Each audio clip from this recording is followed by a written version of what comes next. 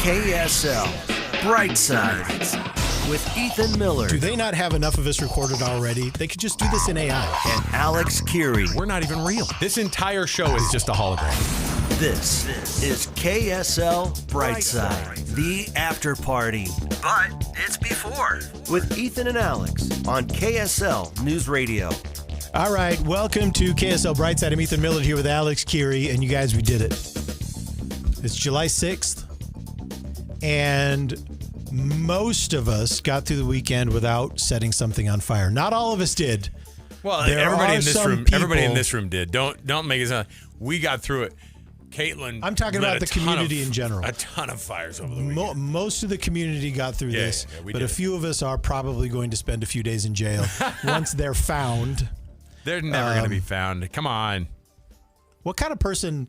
We'll talk about this a little later. What kind of Yeah. person sets a Mountain on fire? a mountain on fire and then doesn't call 911? The person who doesn't want to get caught. I seen some people up here. You better get up here. It's a good thing we're a law-abiding people. There's always, look, this weekend it was, I said it too. We had like 40 DUIs and like 20 BUIs. The boating under the influence is becoming Yeah.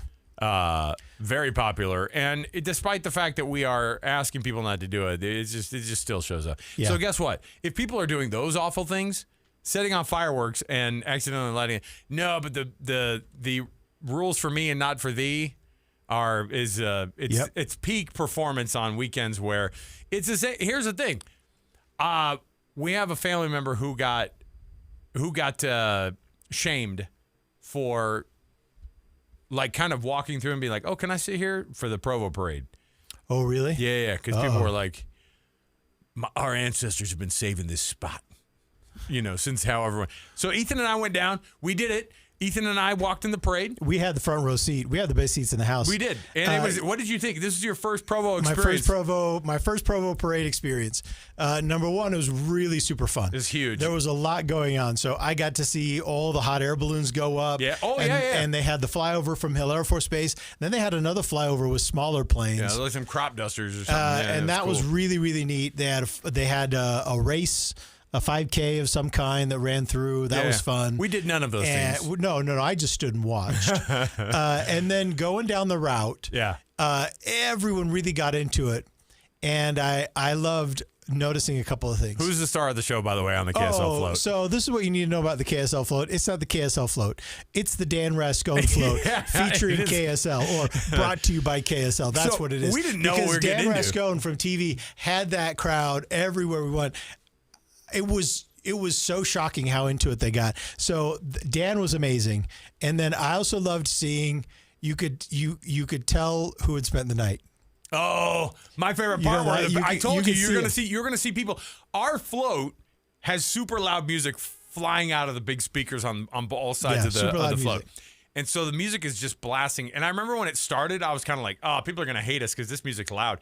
But then it ended up like every time when we came through, it became like a little miniature party because people got to see Deanie and Mike and they got to see Matt Johnson, who got jeered so many freaking times because he's holding up a thing that said, July Forecasted 4th, 94. Forecast 94. And then people are going, it's 82. Get it right.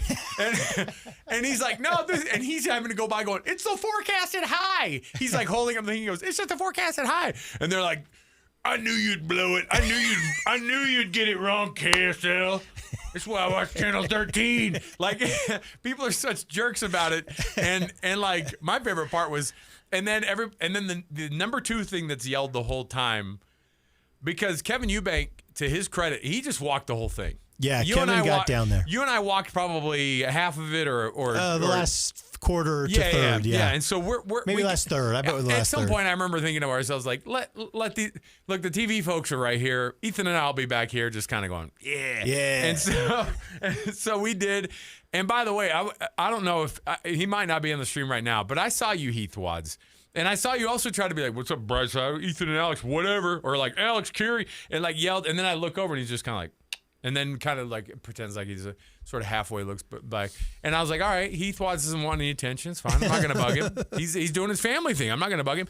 But we had a few people. Some lady yelled out and goes, wait, are you guys Brightside? And I was like, yeah. And then I was like, yeah, Ethan's right here if you got a problem with some of the stuff he's been saying. He's right here. So we had a fun time, and we are not. It was so fun. We are not, like, we are 98.5% of the people that are there to have no clue who we are, They don't which know is who great. we are because we're not on TV. So they're like, who are those guys? And we were wearing different shirts than the TV guys. I know. Did you know? The TV guys all matched, and then we had something different on. So I think they must have assumed that we were like, I don't know, camera operators or something. So first of all, people that you never see. Dan Rascone rolls up, and he's already. First of all, these are all the nicest people in the world that we work with, right? And we're hanging out with Sam Farnsworth, and Mike Hedrick shows up, and he immediately.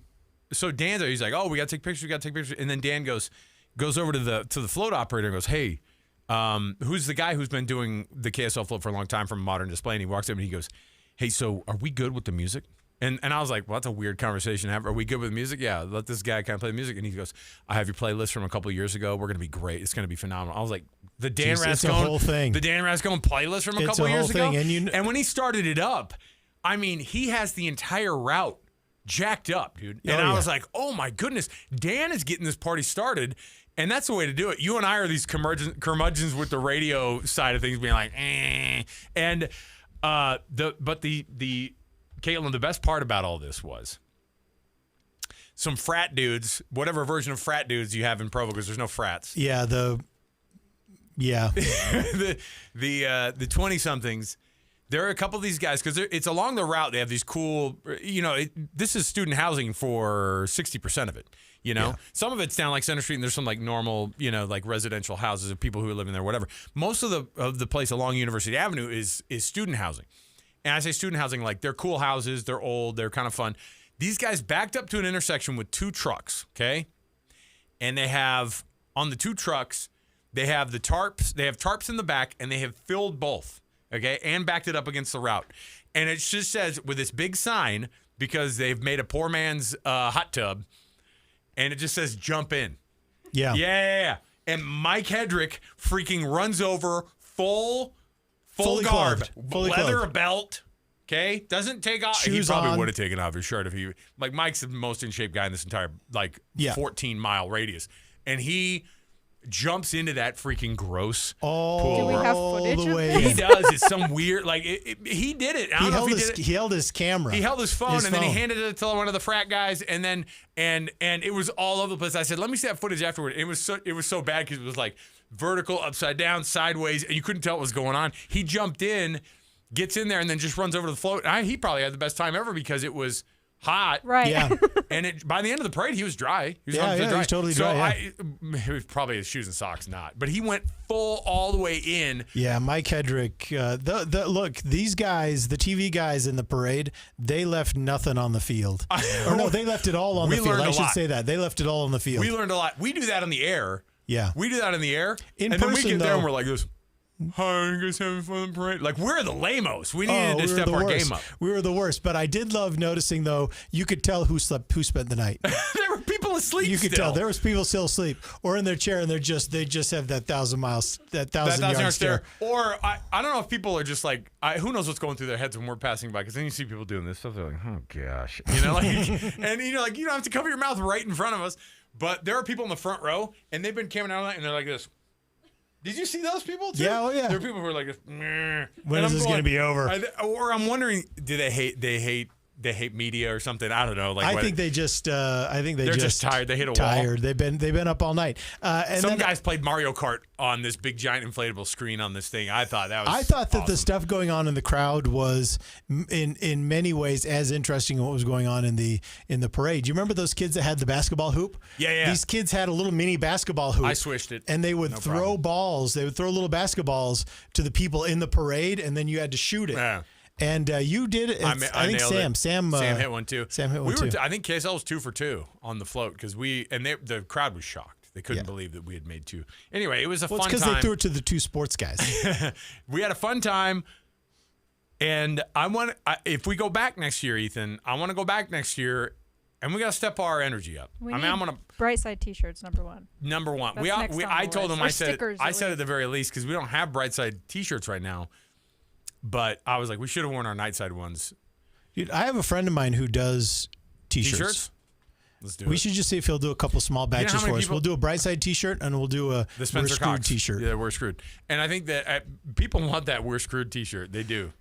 Don't act like they don't. And we want them too.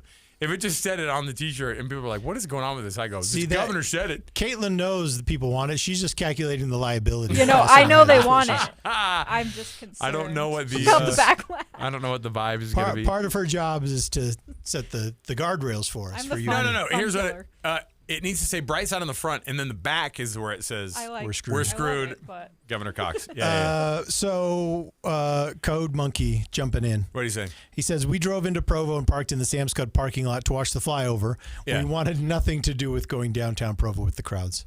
It did seem crowded. It was a lot. And you know what I thought was interesting too? The parade just kind of ended. Yep. I thought it would end at like a destination somewhere. No, I told you. And I it said, just suddenly just was ended, and we were just in a neighborhood. it's like when you it's like when you do there are parts of the freeway that get built and then they haven't gone all the way yet and they go freeway ends here. That was where we are. Yeah. We're like, "Arr!" We just got out and, And then they were we jump off the float, and all of a sudden someone was saying, "Okay, come get in this van." get in this van. And then they drove us back, and then it the was van done. saved us. And so it was. I had a really fun time. I'm so glad that we did it. I'm so glad we did it. The Provo parade's different. It's fun. Yeah. The people are into it. And Days of 47 is fun too, but They're there's not a into level it of, as much. There's a level of energy down there. Yes, in that's Provo. correct. Again, you know why I think it is? I think it's because they got more shade. they do have more shade. There's a lot more people that A are lot more shade on the parade route. But the parade route in Salt Lake is long, dude. It's really long. Now it does end in Liberty Park, so like it ends at the party. Yeah. So like the parade route ends where the party That's the is. marathon, the party. Yeah. So and that's why I was a little surprised to see how the Provo parade ended. Is it just kind of ended. And but the problem with the Days of 47 parade is because it's completely and totally exposed. It is. And it is just. It's a lot. It's pretty. Ugh. It's pretty hot, and it's a lot to take in. But you know what? I don't know that is it a lot longer than the Freedom Festival parade? I don't know if it's a lot longer. It feels like it because you know how big the road is, and just I don't know. It seems like you're going down because you're going down South Temple, right, for a minute, and then you take a right on State Street, and then you're on State Street forever, and then you take it's another Second East. Yeah, it's Second East. Second Goes East, down and, Second East. and it's just like, man, this is a long route here. So either way, what I'm saying is that Provo, we'll see you next year. I didn't get to go to my Provo Bakery stomping grounds where I used to jump into the dumpster. Oh, yeah. The day olds. The day olds. Let's see. America's Freedom Festival Grand Parade route in Provo is approximately 1.5 miles long. So, yeah, Salt Lake. I bet we walked half a mile of it. So, all right, Millard, speaking of 4th of July, we did survive. However, there were some fires that broke out. And the problem is that as soon as we were down in Provo, and I get an alert on my phone that says Kaysville residents now allowed to go back. People who are evacuated now allowed to go back to where their houses were after fire breaks out in the hills. And I'm like, what? This is kind of where I am. And then when we go down, and then we get back to Fruit Heights, and it says fireworks suspected in starting fire in the Provo foothills. And I'm like, these are the things that we thought we told people they can't do. The Kaysville Police Department say they have identified and contacted multiple individuals who admitted to shooting fireworks in the park that sparked the blaze. What They park say the up police there? investigation is ongoing and actions will be taken as appropriate. You're busted, man. So we'll see if they throw the book at them. They are young. It says young adults. Okay, So these are, I would interpret this as adult. Hold on. As just a little moment. Legal adults. This is just a moment for me to go, whew, my kid's 17. This is not my kid. There's part of me that when I saw that, I went, okay, he's here in Provo with us. Or I know he's in Provo right now. At least I know it wasn't him. Yeah. This one. So, this one. Yeah. Well, speaking of Provo's Slate Canyon also caught fire. What's going on with people? Because people were up there with fireworks and lit Slate Canyon on fire. Now, total acres burned was 31. Fire officials were able to get on it really quickly. They didn't have to do any evacuations. But, here again, people out lighting off fireworks, not just in their neighborhood, but like up where it's never allowed. I mean, this area where they were lighting off fireworks, they never allow fireworks there, because you can spark these grass fires. So I'm a little surprised that they're doing this. Provo City Police Department is asking for information. Anyone who saw something unusual or has photos or videos related to the Oh, they left a word out. Related are asked to contact, and they left the non-emergency number, and you can also email fireprevention@provo.gov. So they want to figure out who did it.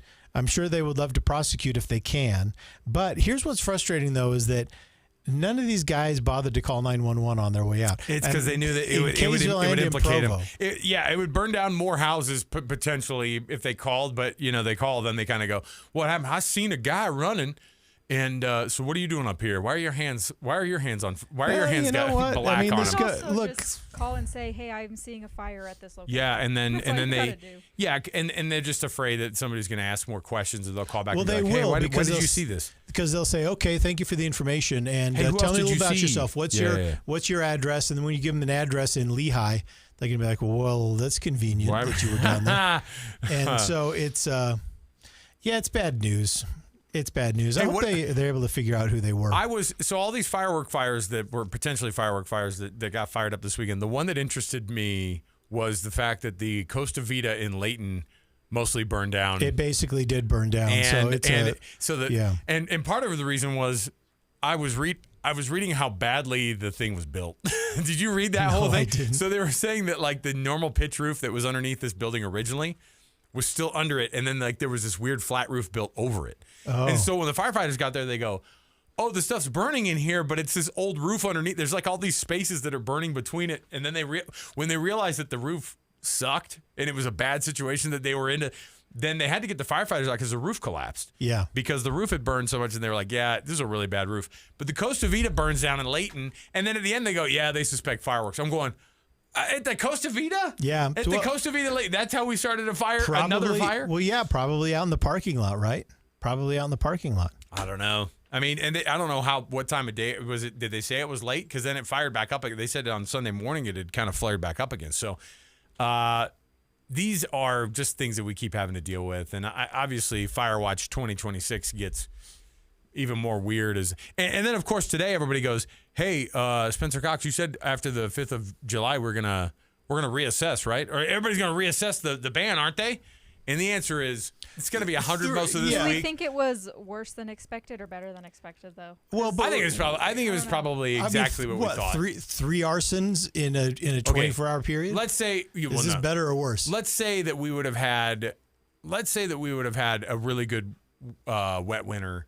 And do you think that the fires wouldn't have been started over the weekend? Of course they would have. You know what I mean? I don't know how much, the iron fire or the cottonwood fire or what's the new one that's massive down in that's become the Babylon? The Babylon fire is the biggest one now. And so they're like, I don't know which ones of these would have or would not have burned if we would have had an amazing. It's impossible to know. I know. And so that's why I'm saying, like, we have these starts that happen every year around the 4th of July.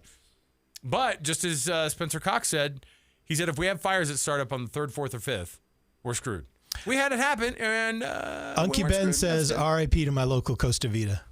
Yeah, listen, we go to that. We've been to that one quite often. So I didn't know they had such bad roof in there. Great burritos, terrible roof. You guys know this is terrible for the firefighters if this catches on fire, right? I feel you got like any of the fireworks back there? The people I was around, I was also in the mountains. Everyone behaved. Yeah. That's good. I watched the Schofield fireworks show on the lake, and nobody had campfires, at least that I saw. It was cold. So they did it on Schofield Reservoir, right there. They just put like a little mini barge out there. So you were telling us, Caitlin, that park rangers actually put little signs in the fire pits saying no fires. They came to every camp, which I only saw them on the one day Friday, and there were little flags that just was like an X with the campfire. And they talked to you too, right? And they talked to us. They came each day. One of our friends was actually getting annoyed. Sounds like they stared you down, too. They talked to us twice and kind of came with their hands on the hips. I didn't witness this, so they may have exaggerated the story. Like threats of violence or implied threats of violence by them? No, not by Caitlin's group. Caitlin's group goes, "You show up again, I'm gonna start firing on fireworks." I'm super paranoid about it all. I know. I would imagine. We love where we camp. It's the mountains where we grew up. We don't want it on fire, right? So it's we tough gotta be though. Smart. It's tough though to camp in the mountains with no fire. It is hard. I was cold. I had my gloves and I went to bed early. But couldn't you do with the stage 2 or whatever they're at? You could have done one like a butane. I think in like a propane thing with Yeah, a that's what I'm lid, saying. which none of us had one. So. I have a friend who's got one of those. It's basically a little fire pit. It's a propane fire pit, and he'll throw it in the back of his truck and take it camping, and it works really well. What about the little? Did you guys cook anything? We had a Blackstone. Okay, so you had like an actual. I didn't, but my friends did. They save us. Yeah, that was. I mean, that's how you're allowed to cook out there. But with, we entertained with these ourselves by going to the public show at Schofield, and that's kept us up, and we went right to bed after that. And then my friends played cornhole. I went to bed at like 10:30. Zero fireworks in our lives. Yeah. Zero fireworks in our lives at the Curie household. And with that, we went to bed early. My kids were kind of like not interested, and because they had a long night the night before because they camped out outside with their cousins before the Provo parade, not at the parade route, but they basically stayed up all night with their cousins and hung out, and so they were dead tired. And so we got home, and because there was no, hey, the fireworks are probably going to start up at 10, there was none of that. Yeah. And so it was like, and I think we heard a few outside, but I mean, normally 4th of July is, Pop, pop, pop, I've got to figure out a way to keep the girls asleep, the youngest girls asleep, after 11 p.m. We But not this year. we went bowling for the 4th. That's what we did. We went bowling, and it was fun. Bowled two frames. What was your average? I did 124 on the first one, 122 on the second. Did you have bumpers up though, probably? Well, I mean, do you want to knock the pins down or not? That's So I think I told you this. Colin and I actually look, like for me. really. There's no such thing as cheating. Yeah. Do you want to win or not? Right. That's the only question. Colin was in a bowling class in college at BYU, and this is kind of how it got fired up. This is how our relationship got fired up. Was we have bowling to blame for us being together. Really? So, yeah, because I joined her league when a couple of people dropped out. So I did a bowling class at West High School. So was there a bowling alley there at West? Not at West, but about a block and a half away. It was called Rancho Lanes, and it's not there anymore. No, well, and we would go over there, and so we'd have to go to the gym, change into our red shorts and white shirts, and then get on a little bus, and it would take us, and we'd go bowling. Wow. And it was one of those old school, it was overhead projectors. You had to use the grease pencil, and it was old school. And I really had fun. That Rancho Lanes, though, that's where that was the go-to place for kids to steal bowling balls, which happened all the time. They stole bowling balls? Yeah, so that was kind of Rancho Lanes. That's why it went out of business. We don't have any more It's bowling an balls apartment left. building now, so Of course it is. Yeah, it wasn't the bowling ball thefts, but it was just. All right, Millard, tell me what's next here, because I know that we got a couple things we could still get to, because one of the things that do we have? I've got it here. We need to do a Taylor Swift recap. Wedding recap. Is that right now, or are we going early on that one? We can go wherever you Okay. want. Sure. Well, the reason this is a big deal, obviously, is because, and I'm shocked that Caitlin decided of all the weekends to go out of town To go camping without service was when T Swift and T Kelce ended up making the nuptials happen. It was for sure. Remember that time that Caitlin represented herself as this huge fan of Taylor Swift, Yeah, and then went out of town. and then just bailed Huge on her wedding? fan, not a stalker. Oh, okay. However, I would like to say I posted like a video on Instagram about the AP. They basically just posted their setup. Will you show schedule. your T-shirt on the on the cam here? I've So had that this you for a make sure while. people Let me see. make sure people know. There we go. Oh yeah, look at them. Yeah, the happy couple right there. Yep. We were trying to figure out how long Matching they've been sweater dating. vests. That's we've a been, real photo, We've been trying to figure out how long they've been dating. But is this one of the people who obviously was prominently figured in all of this was the head coach of the Kansas City Chiefs, Andy Reid, who obviously he's going to go to this thing because he's very close with Travis Kelce, but he mentioned, because he was back here in Utah also. He was asked about this. with the choir at Tabernacle Square. Is that what we're calling it? Is that the Yes, he okay. was in Utah guest narrating an America 250 special with Tabernacle Choir. That's Yeah, according to Shelby Lofton. Here's Andy Reid talking about. I mean, could you imagine too a former BYU player and just a guy who gets invited to this, as a head coach of the Chiefs, but this dude.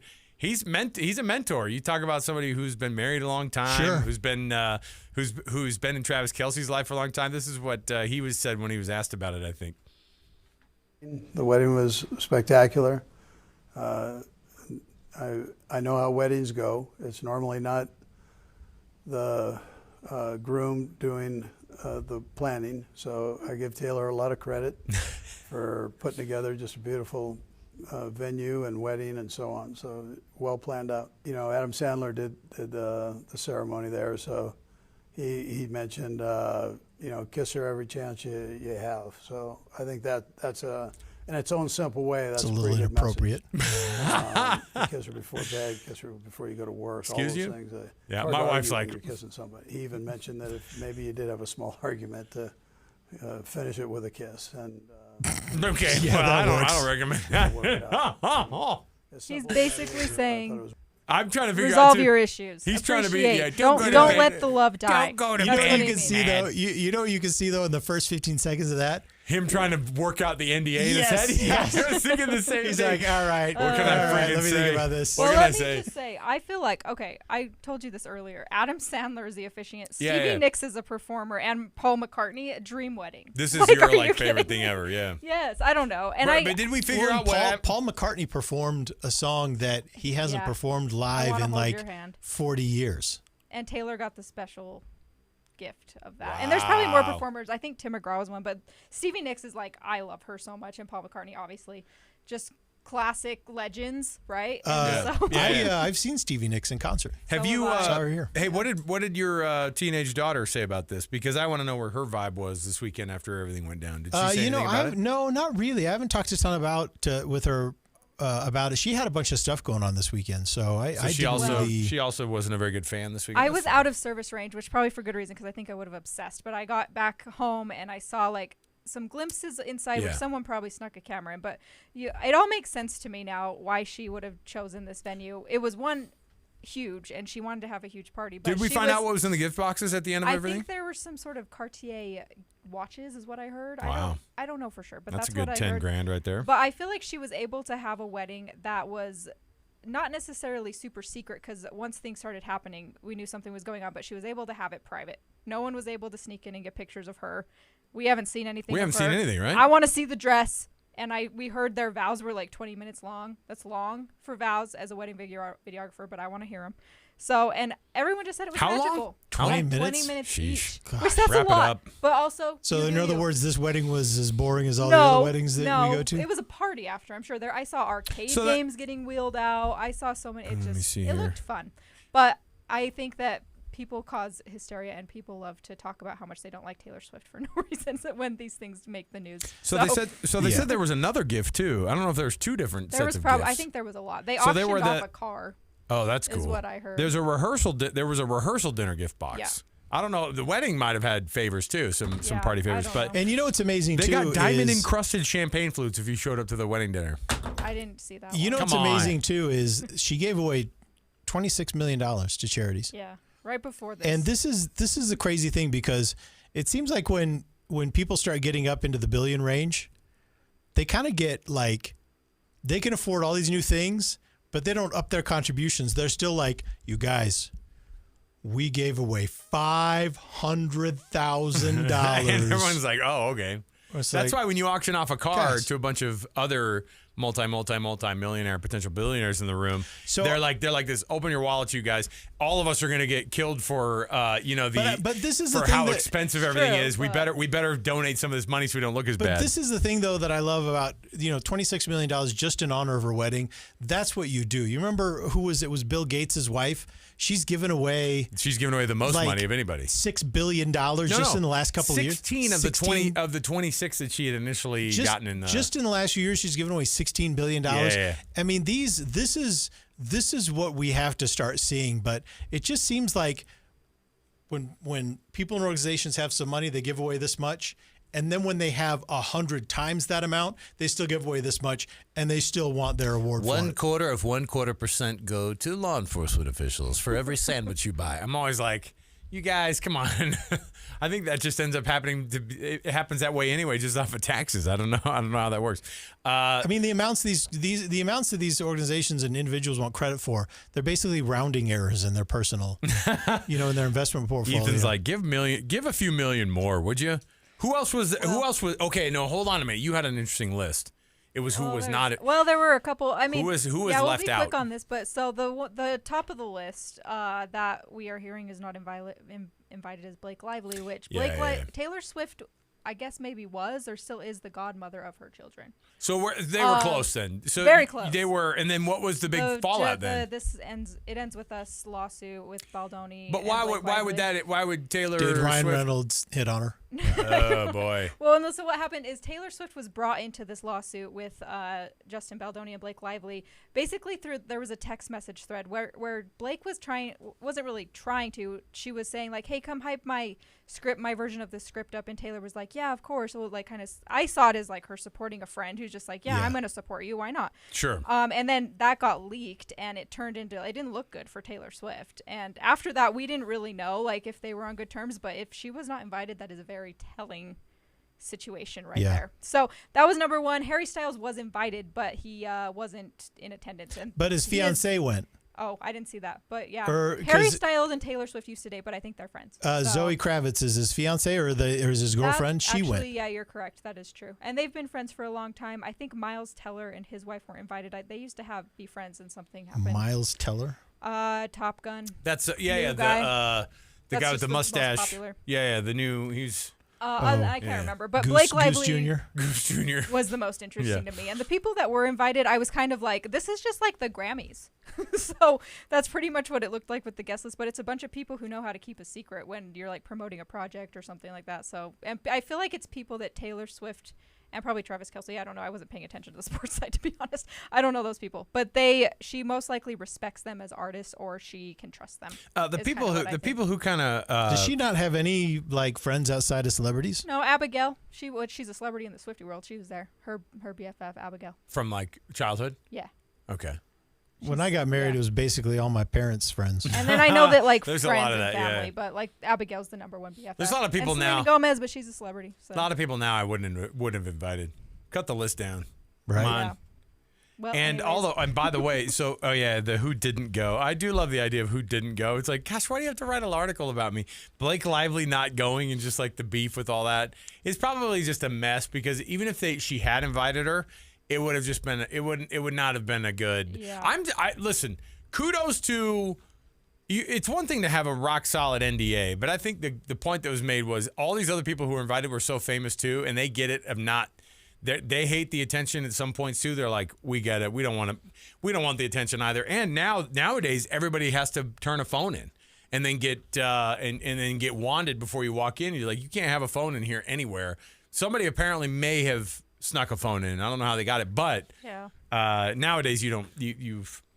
I imagine we're going to start seeing photos, though. Well, we're seeing a bunch of people are now acknowledging that they went and stuff like that. But We like saw, official like, photos, because all waiting. this must have been. I'm waiting. I mean, won't we see a documentary or something like that? I bet you there's a film. I think somebody spilled the beans that it was being recorded, which that's great. Well, I of want course. to watch Why it. wouldn't it? Why It's would you not if you're spending all that money? Is this the wedding film you're working on, by the way, during some of your time yes. off? I wish. This is the only one I would be okay to do. Actually, I would cripple from anxiety. I would actually die. Like, I don't think I'd be able to handle it. So. What if she sat down next to you, though, and encouraged you? I would do it absolutely 100,000%, but She's I'd all, any probably idea? die Hey, inside. Caitlin, You wouldn't die if she was like there with you. She's like, Caitlin, we're going to do this together. got Caitlin, this. any ideas Yeah. on some Easter eggs we should put in this? And you're like, Yes. I have so many ideas. Could we do like a cool fade or wipe here? Yes, that's how we yeah, we she do those totally still. will bring that up. like with a circle?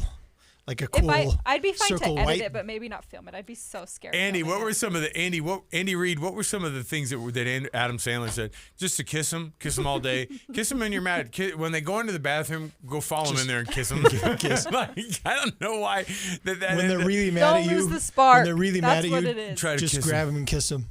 I'm gonna give some advice. Works every time. Don't do that. In fact, walk away for a minute and wait Yeah, till the green light is actually, there. leave me alone.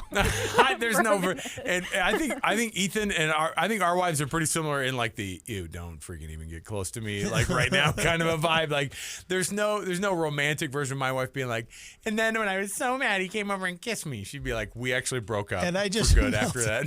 Anyway, that's what happened to Alex. He's in the backyard. He's dead. Yeah, he died. Oh my gosh.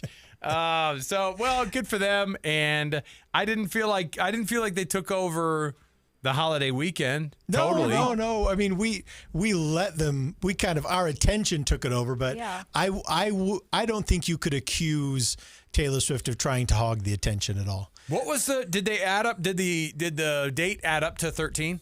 7, 3? No, it didn't. Taylor Swift's, I think, has always thrown big 4th of July parties. And so it's good timing, I think, with the football season. She's not, as far as I know, she's not doing anything like big right now. And I'm just happy that it's happened. And She just usually does them at Holiday House, right? The 4th of July. Yeah. Yep. She might have done one earlier. You know what this is, It's Alex? called Holiday House? You know what this is? Yeah. This is the last great American dynasty. That's what this is. I like his education. Listen, it's not called. It's a Taylor Swift and it's Travis a Kelce. holiday house. It's not a holiday house. It's Holiday house. Well, the house has a story. I can't explain it. The house has a story. Oh yeah, It well, was, heaven forbid you um, start no, to it was try to owned explain by it to me, the befuddled idiot over here who doesn't know what's going on. No, it was owned by a member of the Standard Oil family. Mm-hmm. And it was like It was called Holiday House. It was called Holiday So House. it's like Broadcast it's a whole House. thing. KSL Broadcast House, Taylor Swift Holiday House. Yeah.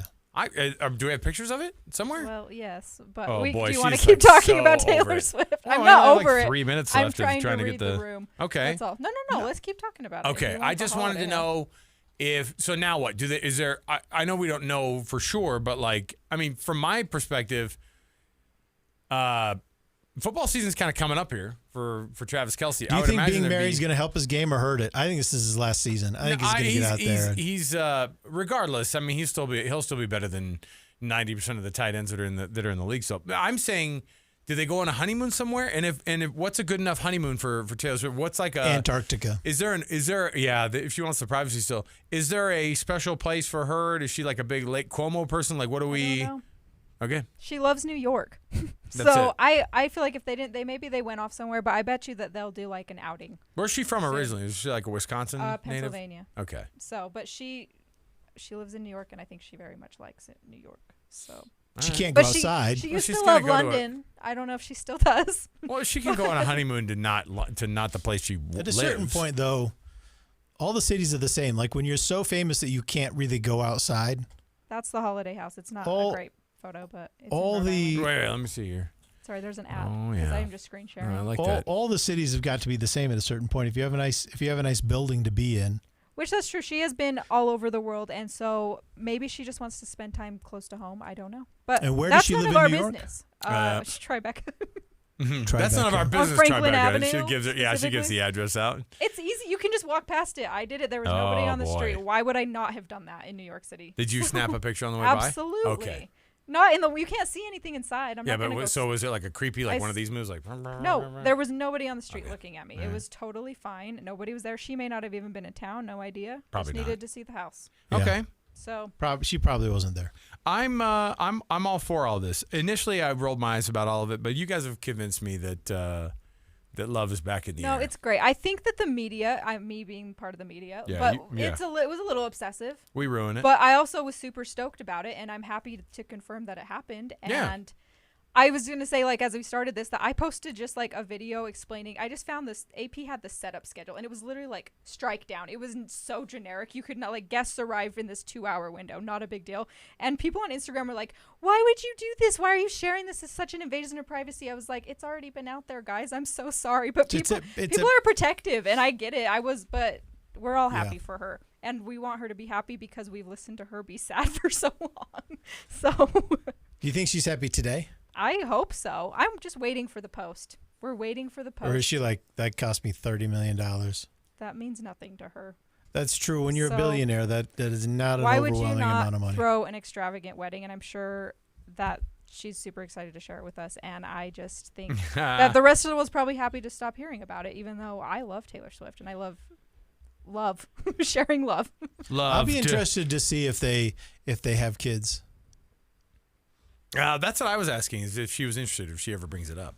Does she ever bring up the kid thing? Because I both, don't know. She's wrote about it. because a little bit. you know, both You're about to go a little bit. You're about to go like the direction of like a grandma here in town, here in Salt Lake. That goes, yeah, that's right. Well, they've got a little bit older. Well, no, it's not that. But both her and Travis had normal upbringings. They're not like a Hollywood power couple who are they're not like the Nepo kids, who grew up in these crazy circumstances. They both grew up very normal kind of traditional ways. So they have to feel that. They have to feel that soup ads. Yeah. Super nice parents, moms at least. They have to have that. Yeah. They have to feel that pull. According to my interaction with them. Yeah, you know what I bet? I bet this is the end of her songwriting for a while. No, you were the problem. Okay. Just because she's about to. Wow. She's addressed this herself. Just because she's been married doesn't put a stop to her career. And writing, she's got more things to write about. You're right. You're right. She does. However, and this is just kind of the realistic for a minute. thing. Yeah. Once you kind of have a family, well, it's really easy to say, hey, you know what? Some of this other stuff's going on the back burner for now. So this is what I think is going to happen. I think they're going to have a family, and we're not going to see a ton, and then she's going to do some kind of comeback. Okay, that's great. She deserves that's what I a think. break. In my so they're opinion, going to have. They're going to. So Gosh, they're going to just roll over for everything. I'm not. Well, I think if that's the case, she deserves a break. Okay. Because she just went. I'm crazy. so glad we had this conversation. So Travis. You guys kept it going. I know. So Travis and Tay. They're themselves going to have a bunch of power nepo babies, but they're not. They're fine. They're from the. Their kids are going to be weird. Their kids are going to be. They're going to be affected forever. What's cool is you got guys like Jason, who's got like again same kind of normal married situation. What does he have? 3 girls and like so and that's his best friend. So I would imagine that that he wants to have kind of and he grew up a Midwest like he's an Ohio kid. Just like let him. Man, people that grow up with a ton of money and fame have a hard time. They're sometimes really weird. There are a lot of they times sometimes come out. I guess we'll see. Yeah. All right. You know what I feel like. I know. Feel like this goes without saying, right? Everyone knows what I'm talking about. Caitlin won't relinquish. She'll be like, they have their private life. I don't know. I don't know about it. I don't disagree. All right. Here's what we're going to do. We've got more of a show to do downstairs, right? We got to go 1 to 3. We're going to be on the air on KSL News Radio. We've got tons to get through. We'll walk you through our first thing or the 3 things, but we'll also get you going on the rest of the things that hit our radar this weekend on a long weekend as we got you as we celebrated the 4th of July. So what'd you do on the 4th of July? Hit us with a text message 57500 and we'll see how it went. Did people fire off fireworks where you were at? We'll come back downstairs. We'll see you around the corner. And these are all native flowers that grow naturally in our mountains. And so these artists are really kind of bringing to life the kind of flowers that you will actually see in the mountains. Throughout the week, people can explore the artworks and scan QR codes to learn more about the festival and Utah's natural beauty. Let's get you up to date on the drive. Oh, we do have an emergency traffic situation. Traffic and weather, it's brought to you by UCCU. Learn how to save more this summer at uccu.com and give us the update, Michelle. Well, we have emergency traffic in 2 situations now, Maria. I'll start with in Draper. This is northbound I-15, just south of 123rd South. That is blocking everything except for the very left lane. The crash is right in the center of the freeway, backing up all the way to Bangerter Highway at this point. And then for drivers making their way southbound in Payson, you are experiencing miles of slowdown because you're reduced to 1 lane. This is right about 800 South. Traffic's backed up to the very north end of Payson. So again, you want to use some caution or avoid your travel through those areas at the moment. The Good Feet store supporting you with comfort no matter what the day brings. Find the location nearest you at goodfeet.com. I'm Michelle Rowe in the KSL Traffic Center. KSL 7-day forecast. A little bit of moisture has streamed into northern Utah, and that may be just enough to fire off a couple of mountain storms that could drift into the valley today. High of 97. 95 tomorrow, isolated storms possible. 96, partly cloudy skies on Wednesday. Thursday, 95, mostly sunny. Now watch the heat here. Friday, 100. Saturday, 103. And Sunday, 105. Record heat likely this weekend. From the KSL Weather Center, I'm Matt Johnson. Not going to lie, not looking forward to the 100s. Mostly cloudy right now, 95 degrees in downtown Salt Lake City. And the 7-day forecast brought to you by Performance Automotive Bountiful. A quick check of the markets. The Dow right now getting pretty close to that 53,000 mark. An update of your money news coming up next.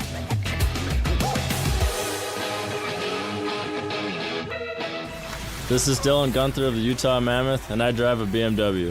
Performance matters to me, on the ice and on the road. That confidence lets me focus on what matters most, performance. That's why I trust BMW Utah for everything, from service to tires. They've always got my back.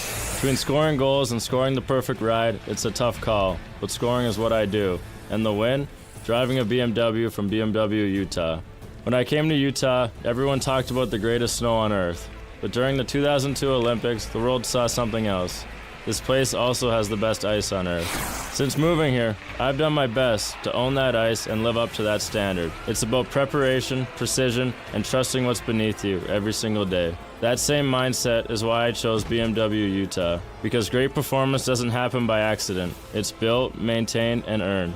And I'm proud to work with a local dealer that represents Utah at that same elite level. Proud to be a Utahn, proud to support BMW Utah, drive elevated. Doug Wright, and I'm here with Monty from Connecticut Quality Water Systems of Salt Lake, an authorized Connecticut independent dealer. Now, Monty, don't all of the other water softeners require us to basically trust our home's water to electronics? If a power surge happens, a fried circuit board, or the power just goes out suddenly, aren't you back to scrubbing hard water scale and dry skin? Yes, we believe the best technology is simple. That's why Connecticut's premium systems are non-electric. While other softeners rely on finicky computers and electronics, Connecticut runs on the kinetic energy of moving water. Nothing to plug in, no buttons to push, and zero electricity. I've had a Connecticut soft water system in my home for many years, and I've never had to do anything to it except occasionally add a little salt. And I love that it never requires me to set or program anything. Dee loves that she always has the soft water. So do what I did and go to softwaterutah.com to learn how your family can enjoy the benefits of soft water without the hassles of traditional water softeners. That's softwaterutah.com.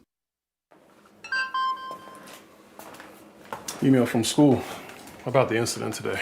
Scary. Tell me about it. Did you have any idea that was going on? None. I mean, you saw Derek at the game last night too. Did you have a clue?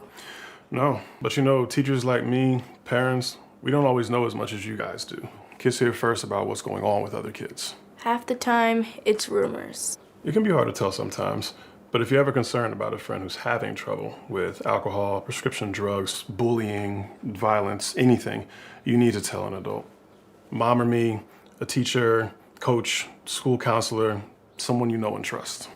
Dad, no kid is gonna tell an adult about that kind of stuff. I get it, but if we don't know, we can't help. Speaking up about a problem, that's what helping a friend is all about. For more information, visit underagedrinking.samhsa.gov.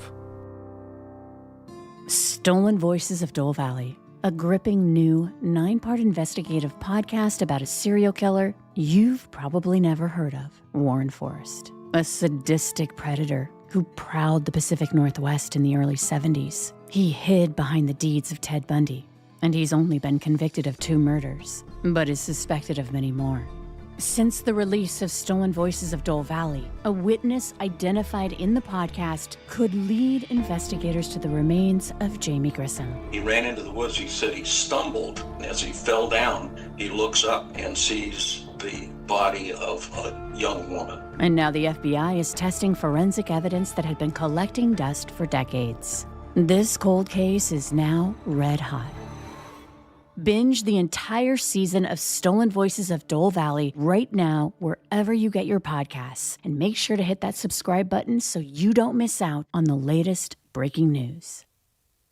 KSL News Time, 12:54. Microsoft's Xbox is going to spin off 4 video game studios as part of a large reorganization that includes job cuts. Xbox CEO Asha Sharma says history's full of companies that mistake longevity for inevitability and that Xbox will not be one of them. She told that to employees in a memorandum announcing massive changes to the division that she says is not healthy. Xbox is cutting 1,600 jobs today, 3,200 through the fiscal year. Overall, Microsoft says 4,800 job cuts make up a little more than 2% of its global workforce. Brian Clark, ABC News.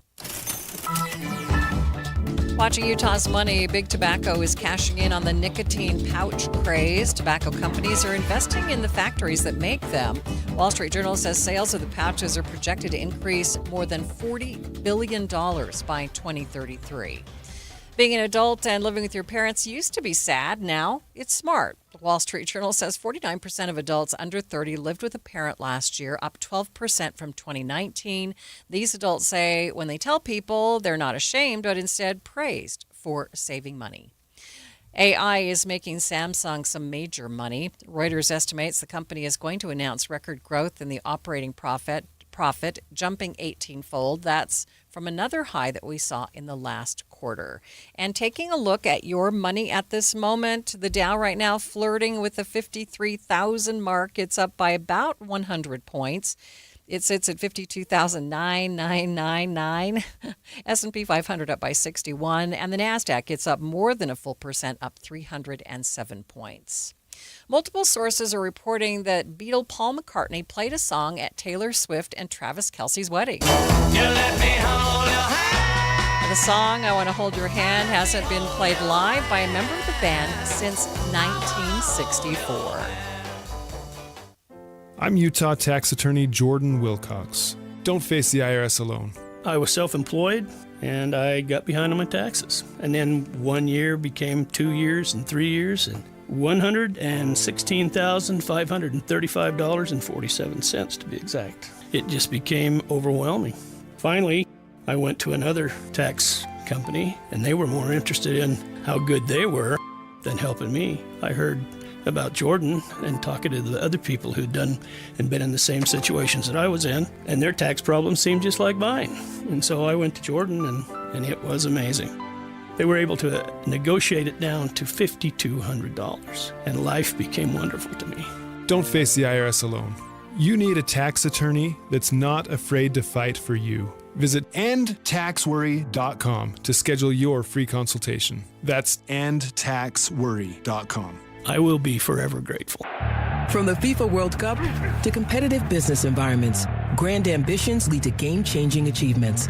At Bank of America, we're there to support businesses at every step, providing insights and expertise to help you gain an edge. He shoots, he scores! What would you like the power to do? Explore winning business solutions at BofA.com/gamechangers. Bank of America, official bank of the FIFA World Cup 2026. Hey, John, why so glum? I just got let go. The company's downsizing. This is the third time in the last 2 years. I'm done with this. Have you thought about My Computer Career? I've heard they can train you for a career in IT in just a few months, including cybersecurity and the basics of AI. And you don't need prior training or experience. Now that's a recession-resistant career. Wow, thanks. I'll check them out. Go to mycomputercareer.edu and take the free career evaluation. mycomputercareer.edu, an Elite CompTIA certification partner. Financial aid is available to those who qualify, including VA benefits. KSL Broadcast Group contests are open to participants 18 years of age and older that are residents of Utah. Unless otherwise specified. Employees or agents of the station, Bonneville International Corporation, other area radio stations, or any entity associated with the contest may not enter. Persons who have won in the last 30, 60, or 90 days from a station contest or event may not be eligible. Full general contest rules are available at kslnewsradio.com/contests. Emergency traffic brought to you by UCCU. Auto loan rates as low as 4.74% APR. What's happening, Michelle? Well, we have two emergency traffic situations going on. The first is in Draper. This is northbound I-15. If you can get off the freeway before you come over the point of the mountain, I would recommend doing that at this point. All lanes except for the HOV lane is blocked. The crash site is just south of 123rd South. Now, for drivers making their way southbound I-15, we have it narrowed down to one lane in Payson, and that is causing extreme delays all the way through the Payson area. Michelle Rowe in the KSL Traffic Center. And the forecast calls for a very slight chance of showers. Looks like a 10% chance today, and it looks like our temperature is staying in the mid-90s for most of the week, but up to 100 degrees by Friday. We are talking triple digits up to 105 degrees by Sunday. KSL FM Midvale. KSL Salt Lake City. From the KSL Common Spirit Health Studios, this is KSL News Radio. Utah's news, traffic, and weather station. Good afternoon, 1 o'clock at KSL News Radio. I'm Adam Small to look at our top stories this hour. Testimony is continuing this hour in the court case of Tyler Robinson, the man accused of killing Charlie Kirk at Utah Valley University last fall. Prosecutors are working to show that they have enough evidence to try Robinson for Kirk's murder and pursue the death penalty against him. Kirk's widow and parents are also in the Provo courtroom today. We have a reporter on scene and will bring you the latest as the preliminary hearing plays out. People living near the Iron and Cherry Fire burn scars are gathering tonight to prepare hundreds of sandbags to protect homes from potential floodwaters. Eureka City Mayor Robert Jenkins says it's been more than 25 years since they were last having to do this. A lot of the newer residents have never really experienced anything like this. I've only been mayor for about 6 months, so it's a lot to kind of take in. Now, Jenkins says they need roughly in the realm of 700 to 800 sandbags so people can protect their homes. Anyone interested in helping is asked to come to the Eureka Town Maintenance Shed tonight at 6 o'clock. Our top national story this hour from ABC News. President Trump will soon be on his way to Turkey to speak with other leaders in NATO. Tonight, the president will fly in the new Air Force One overseas for the first time, heading to a two-day NATO summit in Turkey. The White House says the president will continue pressing European leaders to spend more of their own money on defense as Trump considers a further drawdown of U.S. troops based in Europe. While in Ankara, he'll also meet with Ukrainian President Volodymyr Zelensky, who's seeking more American Patriot missile interceptors to fend off Russian attacks. That's ABC News national correspondent Stephen Portnoy reporting. Your money at this moment, the markets are all in the green this hour. The Dow is currently up 95 points. The S&P 500 is currently up 61, and the NASDAQ is up 307. Coming up, more 90-degree weather for much of the week, but we're going to be seeing triple digits again very soon. Take a look at the full forecast next. KSL News Time 102. A reminder about the simplest way to get updated for your day. Hit your KSL preset when you jump in the car, and we'll take care of the rest. Hear key news updates and traffic reports. Andy and Amanda from 5 to 9 in your car. KSL News Radio at 102.7 FM. It all started with a commitment to comfort. Gillette Heating and Air is proud to be Utah County's go-to team for expert HVAC and plumbing solutions. Need a repair, upgrade, or seasonal tune-up? Don't let cost hold you back. With 0% financing available, it's easy to get the work done now and pay later. Plus, save $100 on any repair over $500 and keep your system running strong with a professional tune-up before the heat hits. Visit GilletteHVAC.com or call 385-GET-COOL to book today. Homegrown service pros, financing made simple, comfort made easy. Carrier, turn to the experts. A Carrier factory authorized dealer. This is Colin Keary from the New Millennium Group. Have you ever had a question for your financial advisor only to find out that the next available appointment is months away? At New Millennium Group, we believe that financial advice should never be limited to once-a-year review meetings. Life happens every single day. Markets change, retirement questions come up, family situations evolve, and when they do, you deserve answers. That's why we pride ourselves at the New Millennium Group on being accessible when our clients need us most. Whether you're wondering about your investments or a major life decision, our team is here to help provide guidance. We're not interested in being the firm you hear from once a year. We want to be your trusted resource throughout your entire retirement journey. If you're looking for a financial team that values relationships, communication, and responsiveness, we'd love to meet you. Give us a call today at 888-999-6370. That's 888-999-6370, or visit us at utahsfinancialplanner.com. This is Emergency Traffic. It's brought to you by UCCU. You deserve to love where you bank. Michelle Rowe, where's that problem spot? This is northbound I-15 approaching 123rd South in Draper.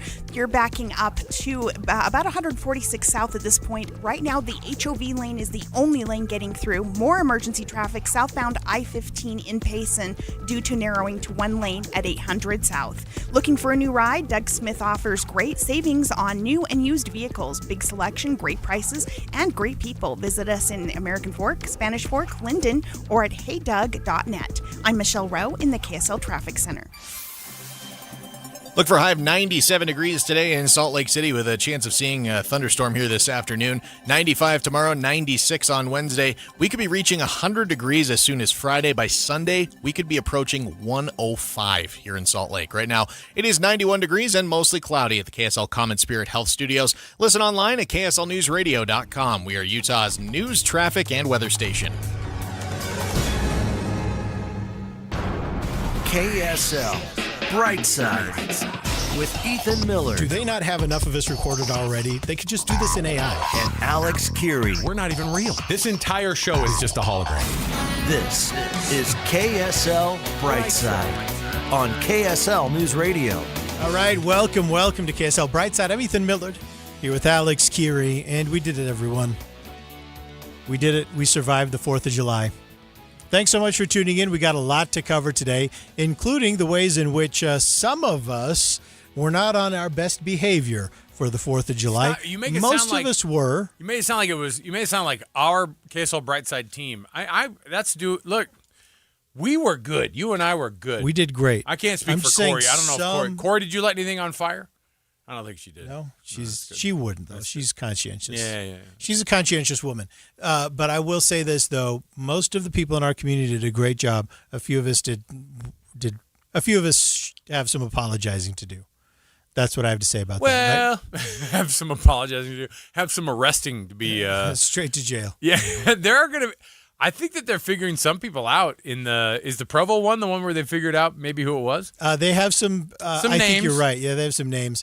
Names. Let's do this. Should we do our three things? Oh yeah, let's jump in here. Let's kick off the show as we officially always do, which is us talking about the three things. Let's do it. Your top trending stories happening right now. KSL Brightside's The Three Things. All right, Firewatch 2026. Boom, da-ga-da-ga-da. Yeah. All right, the fire burning in southeast Utah outside of Monticello has now surpassed the Cottonwood Fire in Beaver County as the state's largest fire this season, and it is currently the largest active fire burning in the United States. It's the Babylon fire? Is that the one we're talking about here? It's the Babylon fire, yep. And a number of communities in San Juan County have been put on set alert. That's the middle of the three. There's ready, set, go for evacuations. They've gone from ready to set. That means that residents need to be prepared for short notice evacuations. That came after fire activity picked up on Sunday, pushing it further to the northeast, according to the teams which are overseeing the fire. So they've got over 1,100 people assigned to fight that fire. You know, over the weekend, I think too. You remember what Governor Cox said? He said, "Look, if there are going to be fires that get if people set fires off, the 3rd, 4th, and the 5th." "Quote unquote, we're screwed." Yes. Yeah. Now here's the good news. We were able to. Provo officials put out that fire up Slate Canyon. We did have people start fires, multiple fires with fireworks, and we were okay. We did okay. We ended up doing okay because same thing. I got an alert while you and I were in Provo for the parade. I got the alert that Kaysville was letting people back to their homes. I didn't even know they were being evacuated. And I'm going, that's right up by us, man. And then I leave Provo to go back up to Davis County. I get back to Fruit Heights, and they're like, anyway, Provo Foothills got set on fire by some fireworks. And you're going, gosh. And then the Layton Costa Vida gets on fire. And That's right. And then they even said that they're looking into the possibility of fireworks. Who's setting off fireworks in Costa Vida? Come on, man. Just, parking lot fireworks. That's just all it is. Parking lot fireworks. Parking lot fireworks. And then one of them lands on the roof, and it lands in a tar bucket or something like that. What? And it goes up in flames. That's how these things happen. That's why we put the rules in place that we did. But you're right. So we had a wildfire kickoff in Kaysville. We had one down in Provo. Both fireworks caused. My understanding is the one in Kaysville, they had some suspects. They've been talking to some people. Yeah. But in Provo, they still are looking for people. And my understanding is that these people started that fire and then split without calling 911. Nobody at either place. Yeah. And then we had the Costa Vida officers suspect it may have been fireworks related at Costa Vida in Layton. So how do we start up these fireworks, Mike? Use the grill. This is what I'm saying. This is why I said, for the most part, most of us did great this 4th of July. But again, a few of us, though, kind of screwed it up. It made me think about it. And I said this in the stream today, and I'm standing by this, too, because I think that what ends up happening is I think that we – look, people are inconsiderate. Inconsiderate is not even a strong enough word. People are dumb enough to have that weekend DUI, that holiday weekend DUI, and that BUI, the boating under the influences that we've seen pop up even more. People are dumb enough to do that. Of course, we're still going to see people who are selfish enough to go, yeah, the fireworks ban is for everybody else, but not for me. I'm still doing it. We also have one. So outside of that, we do have one new wildfire start in Utah over the last 24 hours. So we're getting back into it, which we knew we wouldn't as the temperatures went up, because last week we really didn't have very many new starts. This one is burning up just southeast of Bear Lake.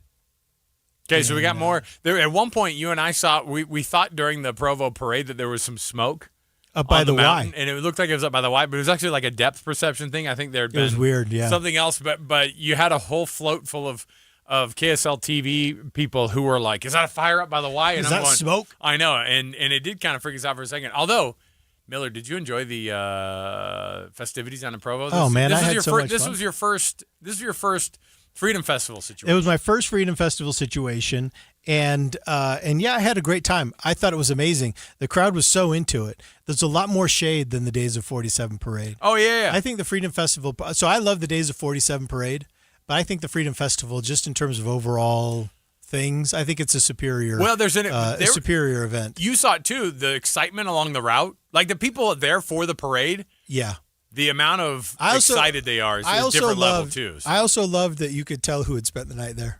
Oh, there were people asleep. There were some pretty bleary-eyed people who were ready to go home. There were feet on University Avenue, like legs.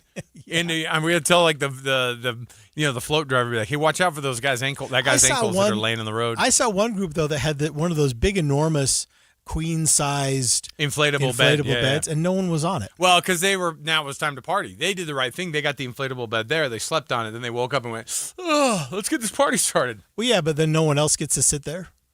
I mean, that whole space was occupied by a queen-size inflatable bed. Oh, you mean like to take it down and let people sit there? Yeah, I get that. I thought you meant like to have everybody lay down there. Hey, stranger, you want to come lay down on this inflated bed here? Lay down on my bed.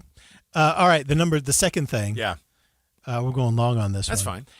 The Utah Department of Natural Resources and the Utah Division of Wildlife Resources say that they spent the weekend checking watercraft for invasive species. Now, this has been something that's just been trashing our reservoirs, especially Lake Powell.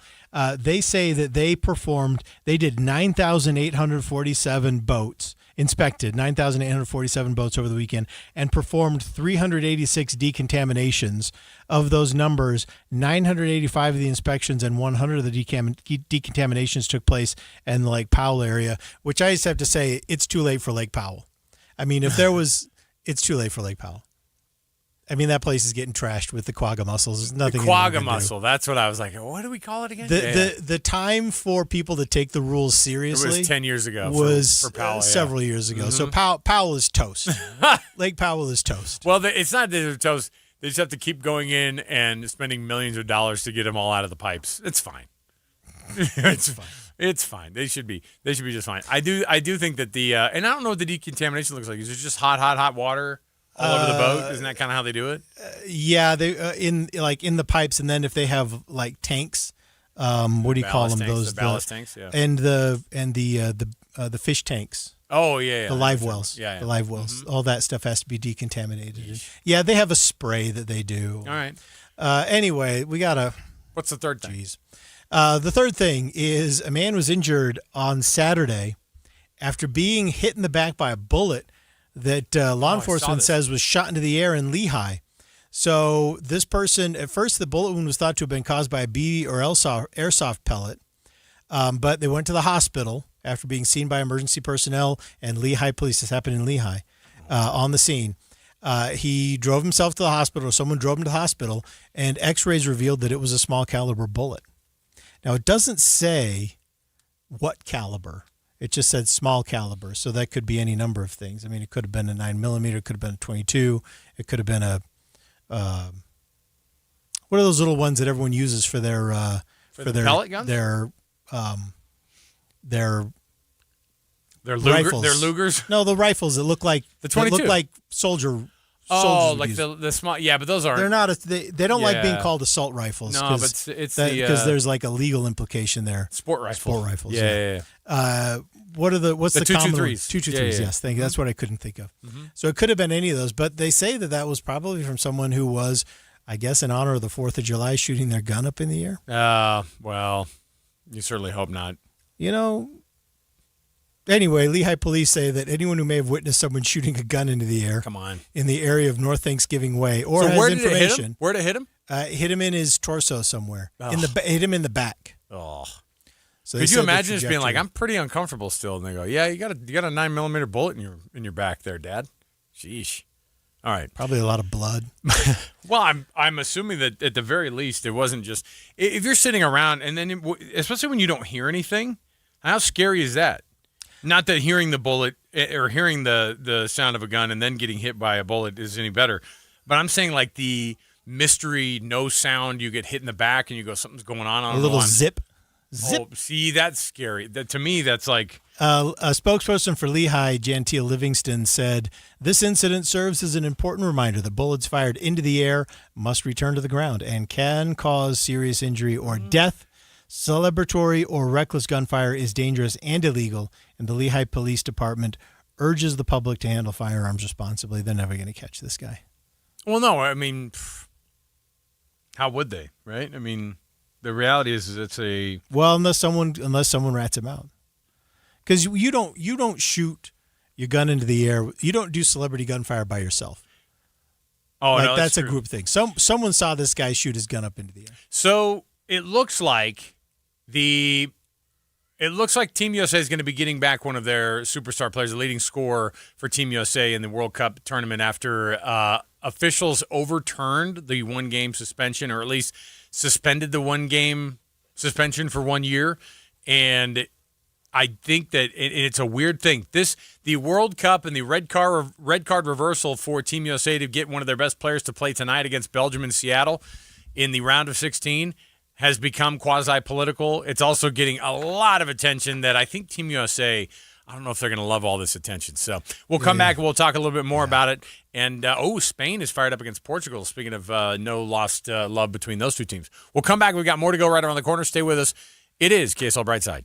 Hi, I'm Maria Chaleos, host of the KSL News Daily podcast, where you'll get a deep dive on a story important to you and the 3 things you need to know each weekday morning. Follow the KSL News Daily today, wherever you get your podcasts. As we celebrate America 250, KSL presents Utah Cornerstones, honoring the businesses that built our past and continue to shape our future. Some businesses sell products, others become part of a community's legacy. Since 1948, Duke's Jewelers has been a trusted part of Springville and Utah families' most meaningful moments. That's 80 years of meaningful craftsmanship founded by J. Melvin Duke. The tradition continues today under 4th-generation owner Kimberly Narupe, who quite literally grew up in the family shop. She has a fresh perspective and deep respect for tradition. Guided by values of care, honesty, and exceptional craftsmanship, Duke's Jewelers creates pieces designed to last a lifetime because every design begins with a story. Since Duke's is a family-owned store with lower overhead,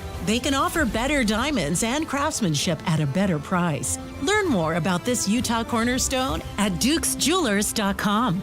Utah Cornerstones on KSL News Radio. I'm back to doing what I love and more, thanks to the Good Feet store. Does it feel like someone's stabbing a knife into your heel? Or does your lower back give you problems as the day goes on? The Good Feet store wants to help you like we helped Ann.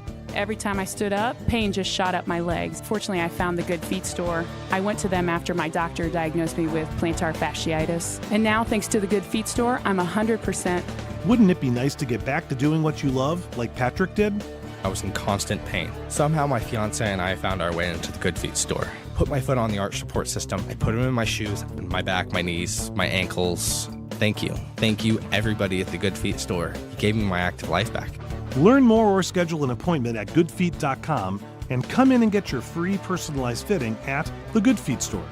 We have locations in Farmington, Riverton, and Sandy. Thanks to the Good Feet store.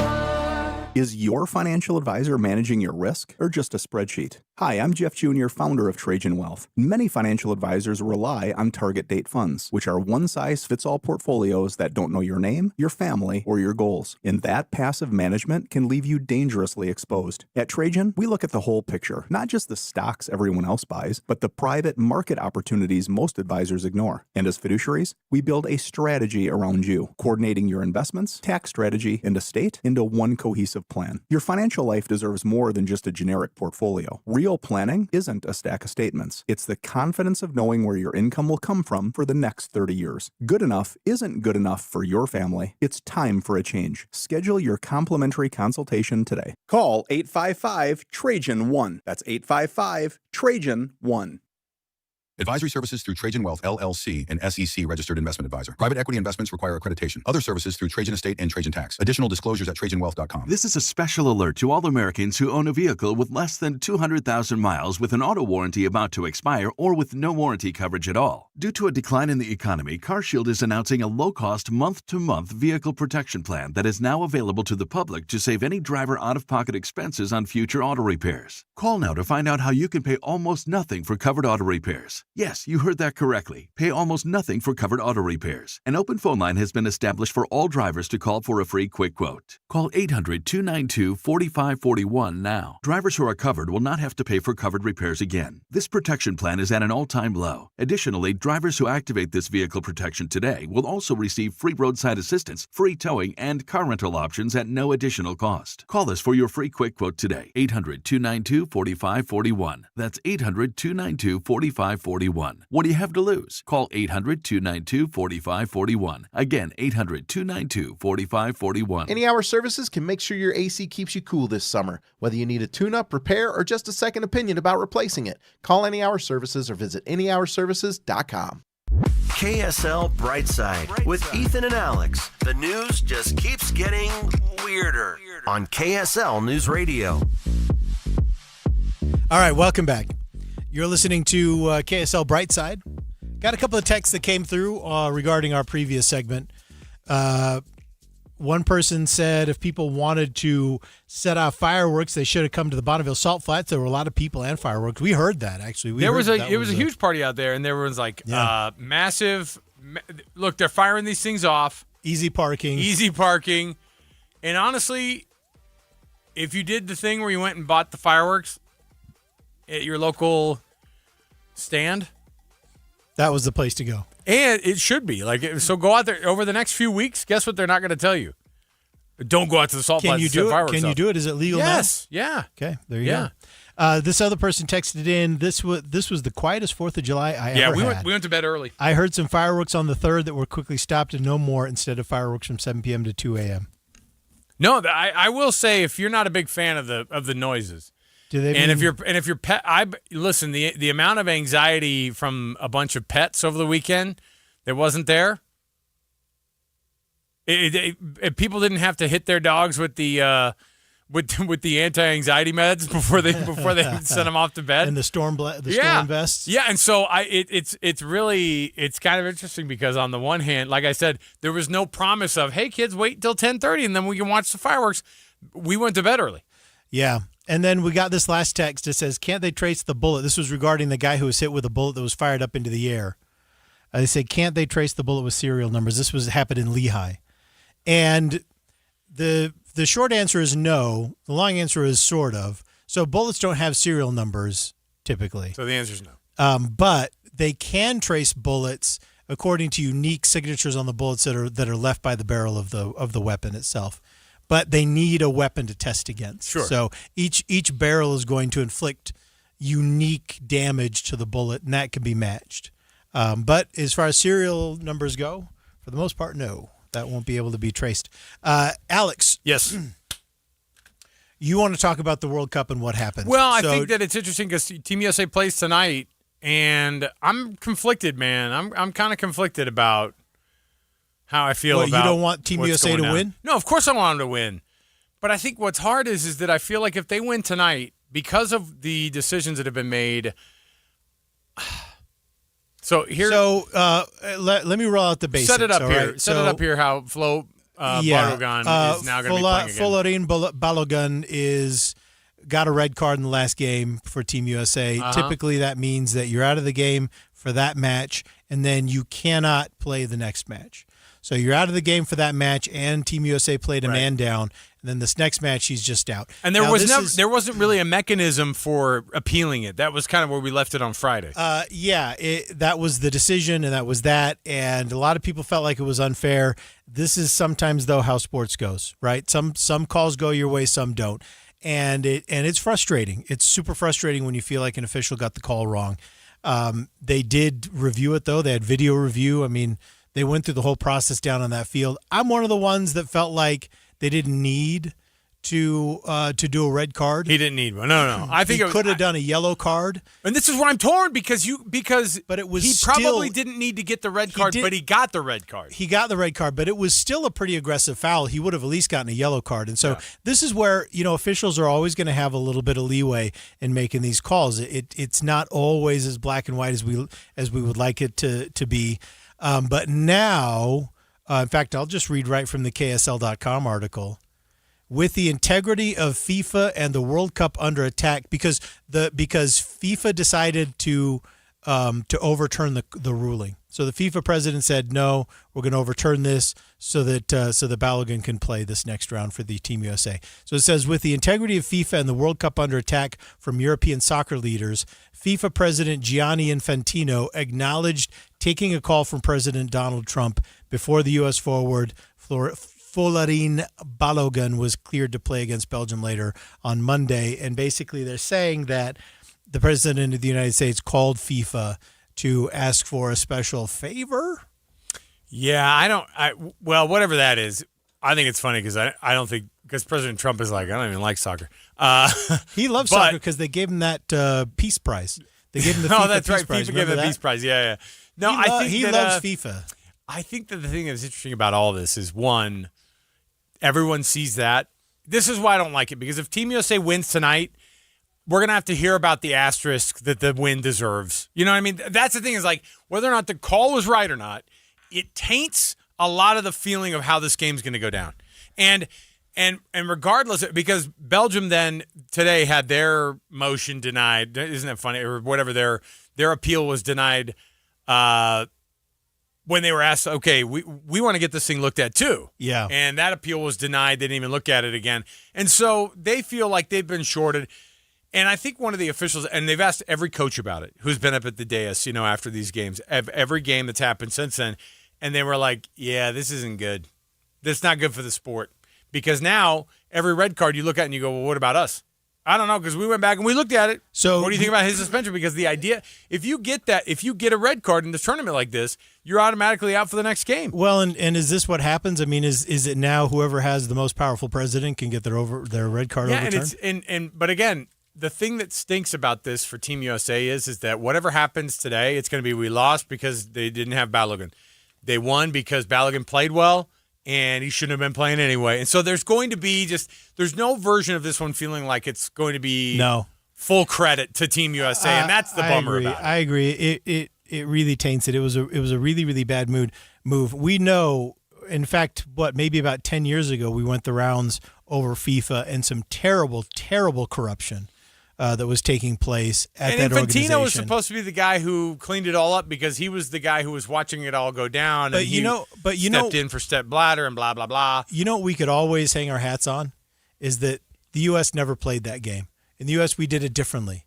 We do it differently. We respect the game. We do this. We don't have that kind of behavior. We don't have that kind of intersection between politics and sports that, pads out people's bank accounts and undermines the confidence in the game. And now it feels gross. And now it feels like what is different about this than any other, country around the world that tried to get in good graces with FIFA and tip the playing field in their behalf. Are you allowed to? Here's the thing: is that this guy's leading Team USA in goals scored. It's only 3, but he's having a breakout tournament. And this one says, and I saw a lot of people have been mentioning this because Lionel Messi, probably not arguably the biggest name in soccer around the world, and during our lifetime, this guy had a really hard foul that wasn't even looked at. And I'll tell you what FIFA was not going to do was take the biggest superstar of its sport out of the tournament. You know what I mean? Ronaldo, I think, had a red card overturned. His was like malicious, which triggered like an automatic 3-game, suspension from FIFA, and then they ended up kind of figuring something out, and somehow he magically was also able to play in the tournament. But you want to know the difference, though? These guys are players. They're not politicians. I know. And this is the... I agree with you. It's not a good look. I wish they hadn't done it like this. It's not going to feel good tonight if Team USA wins. I know most people, and a lot of people are saying it was a terrible call. It shouldn't have been a red card in the first place. I get that. I agree with that. And one of the players actually said, they go, but two wrongs don't make a right. Right. And one of the former players goes, then you tell FIFA to cancel the red card all the way. Just they need to come out and say it should have never been awarded. He does not get a red card. Instead, it's like, well, the red card stands. We stand by our decision on the red card. The thing we're going to do is, and you're going to have to serve that 1-game suspension, but you can just do it another time. Like they don't. They're doing this, and like I said, it's going to feel icky tonight. No, if he plays well and they win. I agree. He shouldn't have gotten the red card, but two wrongs don't make a right. And I'm sorry to see that. I'm sorry to see that this is starting to kind of creep into American. It's starting to creep out of American politics and into American sports as well. Don't worry, Ethan. If you're wondering, the rest of American sports, we've corrupted most of American sports here. And I know it's easy. And I know it's easy to say, "Oh man, sports is corrupt anyway." But is that just a license? Is that what it is? Is everything allowed? Is that what it is? Well, it's corrupted anyway, so everything's allowed. This is how Team USA gets involved at a higher level in the international soccer game. Is it? You don't really get truly baptized into the international soccer world as a serious contender until you cheat a little bit. Come on, or not even cheat, but call in high-powered favors. All right, we will take a break. When we come back, we've got more on KSL Brightside. We've got tons to get through. 57500. Were there a bunch of fireworks going off in your neighborhood? I didn't hear more than 5 pops in my neighborhood over the actual 4th of July itself. So 57500. Did you guys get anybody? Did anybody get busted in your community for lighting off fireworks? I would assume that if somebody even said, "Let's just all set them all off." In my neighborhood, somebody said, "Let's just all set them all off because what are they going to do? Bust all of us?" I said, "They will. Everybody will get busted." We'll come back. 57500 to weigh in on the program. We've got tons to go on the program. Stay here with us. It is KSL Brightside. It's 1:32 at KSL News Radio. I'm Adam Small to look at our top stories this half hour. A new line of bets on prediction markets is raising some eyebrows as people are putting money on wildfires. KSL News Radio's Cameron Elliott has the story. Polymarket had over 15 opportunities to bet on aspects of the LA fires. Topics ranging from how large certain fires will burn to how long they will burn for. North Tooele firefighter John Smith told me it may be inappropriate, but it's not unexpected. You'll see that's kind of what people do. It's forecasting and it's entertainment, and once you get past that first initial shock of, oh, hey, wow, yeah, that's kind of weird. Yeah, it makes sense. Polymarket has since taken the bets off their search function without comment. There's also a new prediction market in development called Wildfire, which specifically focuses on forest fire gambling. Cameron Elliott, KSL News Radio. Our top national story this hour from ABC News. Ukraine was hit with another airstrike overnight, killing at least 21 people in and around the capital city of Kyiv. More from ABC's Britt Clinette. 3 large apartment blocks partially collapsed, some apparently taking direct missile hits with helicopters ferrying water from the river to tackle fires still burning in Kyiv. And for Kyiv's residents, this was another terrifying night of explosions and air defense fire overhead, underscoring President Zelensky's argument that without more advanced interceptors, Ukraine's cities will remain dangerously exposed. The attack came after a phone call between President Trump and Russian President Vladimir Putin over the weekend. Your money at this moment, the market's still all in the green. The Dow is currently up 84 points. It is just barely below the 53,000 point threshold. The S&P is up 65. The NASDAQ is up 331. Coming up, plenty of hot weather in the forecast, but get ready for this weekend. We could be seeing well above 100 degrees. Take a look at the full forecast next. KSL News Time, 1:34. The sources where we get our news matters. When you listen to Utah's Morning News, we want you to feel the stories are important to you and trustworthy. This is Amanda Dixon. And I'm Andy Farnsworth. Join us weekday mornings on KSL News Radio. That sound, it's not a clock. It's how long you've been thinking about updating your kitchen. 6 months, a year, maybe longer. Same countertops, same frustration, same someday. Here's the truth. Doing nothing costs more than you think. Because every day you walk past a space that doesn't match the home you want. Bedrock Quartz changes that fast. With over 100 in-stock stone options, transparent pricing, and a team that installs quickly and gets it right the first time. You can stop waiting and start enjoying your home. Get started now by visiting bedrockquartz.com or stop by any of the convenient Bedrock Quartz showrooms. Bedrock Quartz, your vision, our precision. Do you owe $10,000 or more to the IRS like Will? When I was 50, my whole life fell apart.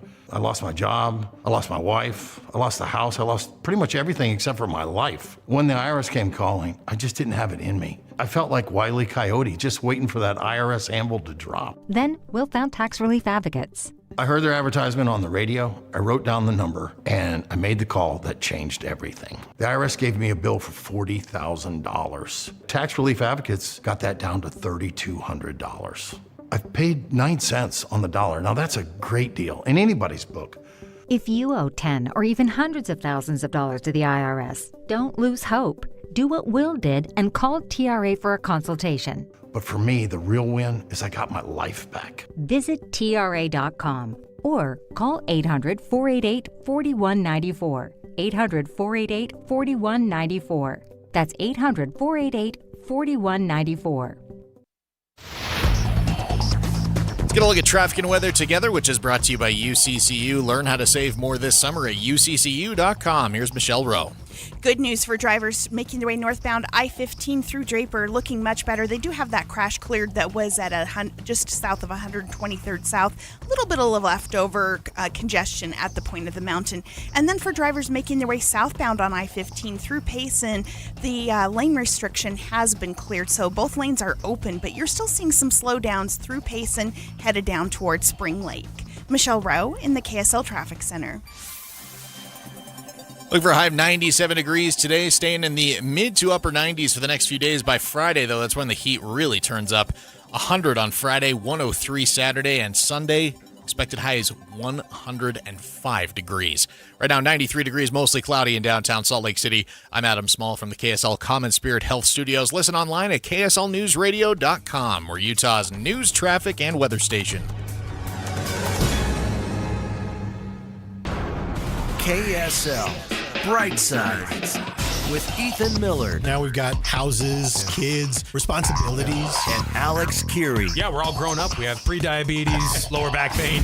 This is KSL Brightside on KSL News Radio. All right, welcome back.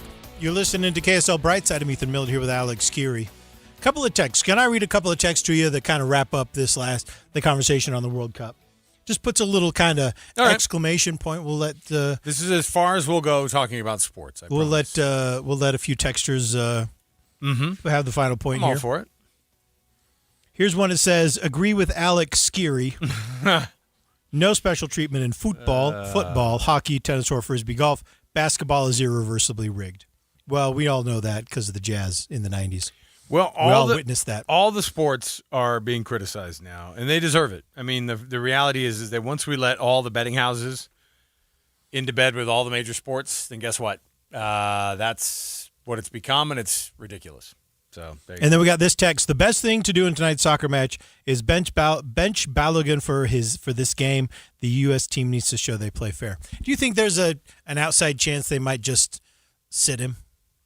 No, but I was saying, like, it would – if they sat him and they were able to win with him sitting, then they could go, there you go. You know what I mean? But then the FIFA would go, well, you still have to serve that suspension later then because we threw you that bone and then you just said, no, we're going to sit him anyway. I don't know. The whole thing is dumb. I don't like it. I was hoping that we could just have the game because guess what the storyline is? You're going to tune in tonight to watch this dadgum game, and the only thing people are going to be talking about is that prior to the game starting up. And then at every break, And then at halftime, they're going to go, so how's he doing? Oh, so how's he doing? Oh, it looks like he doesn't look rattled at all. Oh, he looks like he's playing tight. Doesn't look like he's himself. Maybe this is affecting him. After the game, oh, can you believe it? They won without him, or can you believe they won and he played so well and he scored 2 goals? Could you imagine if he scores a goal or two, if he scores a goal or even just plays well at all? Well, and the odds are that he scores a goal. I mean, if someone on Team USA scores a goal, there's a high likelihood it's him. Yeah, it's him. He's been the most effective striker so far in the tournament. So there you go. We'll see how it goes. Sorry, I just been hitting refresh all weekend long, just to see what the updates on the Taylor Swift Travis Kelce situation was. It looks like they. I heard they got married. So it is official. What you heard? So it is official. Yeah. Hey, let's talk about something here, Alex. Mm-hmm. Yeah. Does leisure make you happy? How do you define leisure? What's leisure in your leisure life? Sounds like a word from the 70s. Like you're sitting on your back porch and you've got a little bit of AstroTurf as a back lawn, and you're your leisure. You're back there. You're sitting back there, and you have like a little. You have your hot dog and you have your beverage, and you're enjoying time. I would assume, and I don't know, leisure time has shifted for me. We have a lot of kids, and so leisure time is hard to come by. And I will tell you, and you and I have had this conversation a million times over the years. It is hard to take a break as a dad in Utah and not feel a little bit guilty for abandoning your family for a couple of hours. Now, my wife would never try to make me feel that way. Don't worry, honey. It's already just I feel that way all the time. It is self-inflicted, and I think that leisure time, for me, sometimes can end up being more anxiety-ridden of a moment instead of actually just being the calming, relaxing kind of force it's supposed to be. Well, as reported in the Washington Post, recent research suggests that more leisure time doesn't necessarily make you more happy.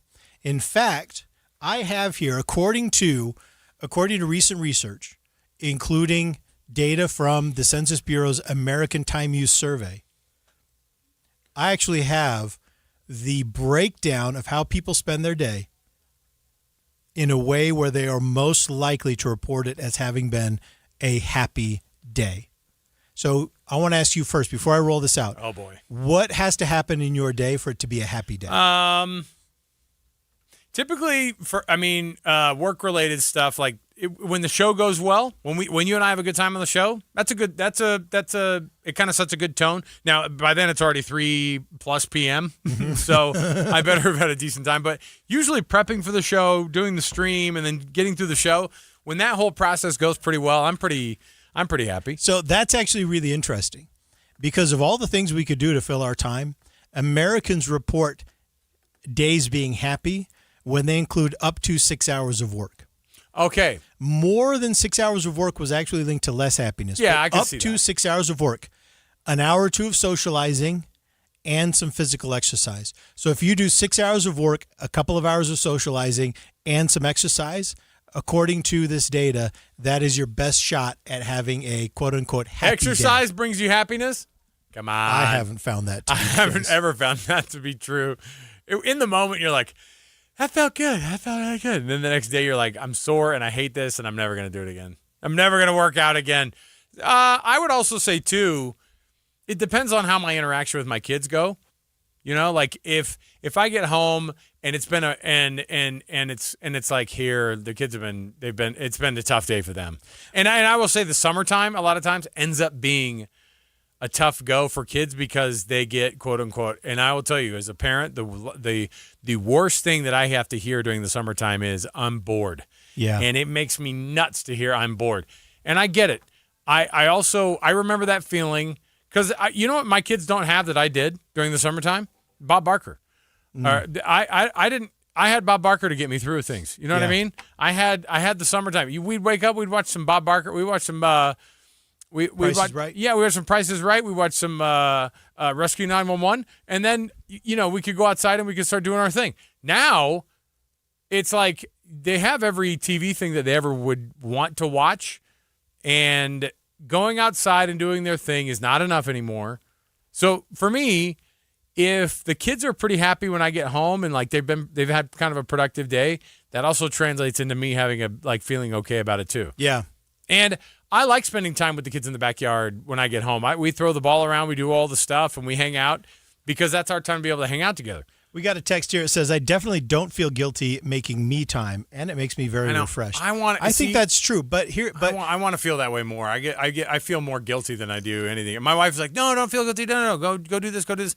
But a lot of times, if I go up and play golf, I'll only play 9 holes because I feel like you need to get back. Yeah, well, I've seen all the memes where they're like, the wives are making fun of husbands for taking 5.5 hours to golf, and do you think she's got a secret grumpiness of no, like a secret social media account where she makes fun of you for? No, she has all the other women in America that are making fun of their husbands, and she just sends me those reels and goes, "This is you." So it's fine. Lori Santos is a psychology professor at Yale University. She said that working, whether at a day job or doing other effortful activity, especially if it involves connecting with other people, often makes us happier than just being idle. In particular, she said scrolling on her phones or binge watching TV might be a recipe for loneliness. I have actually seen this. But I do like to sit around and do nothing, though. I want to share something with you. Yeah, I'm here. A number of years ago, I cut social media out of my life.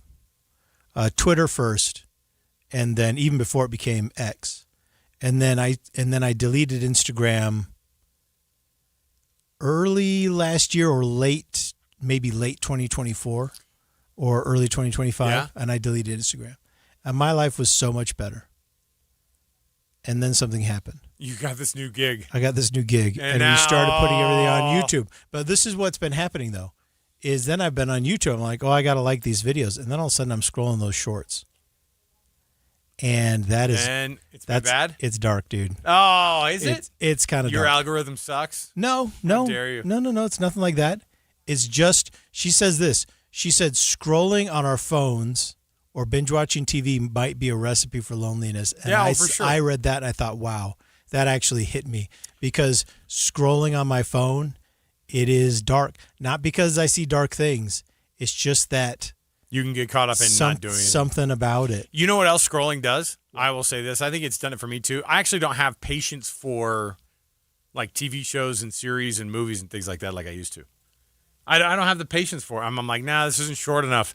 I have the shortest attention span now of all mankind. It's a problem. I can't, I don't love watching like full 50-minute episodes of shows that initially I used to love. Yeah. Because I'm just like, eh. And even if you watch that full 50-minute show, you still have that second screen in your hand. Don't lie about it. For sure people do. I know you love Instagram. All right. Yeah. Okay. I don't really love it, but I just feel like I love it. Like I just repost the posts that I do are just reposts of what Caitlin puts up for the show. It's not what you post. Yeah. Right? It's the scrolling. Yeah. Oh, for sure.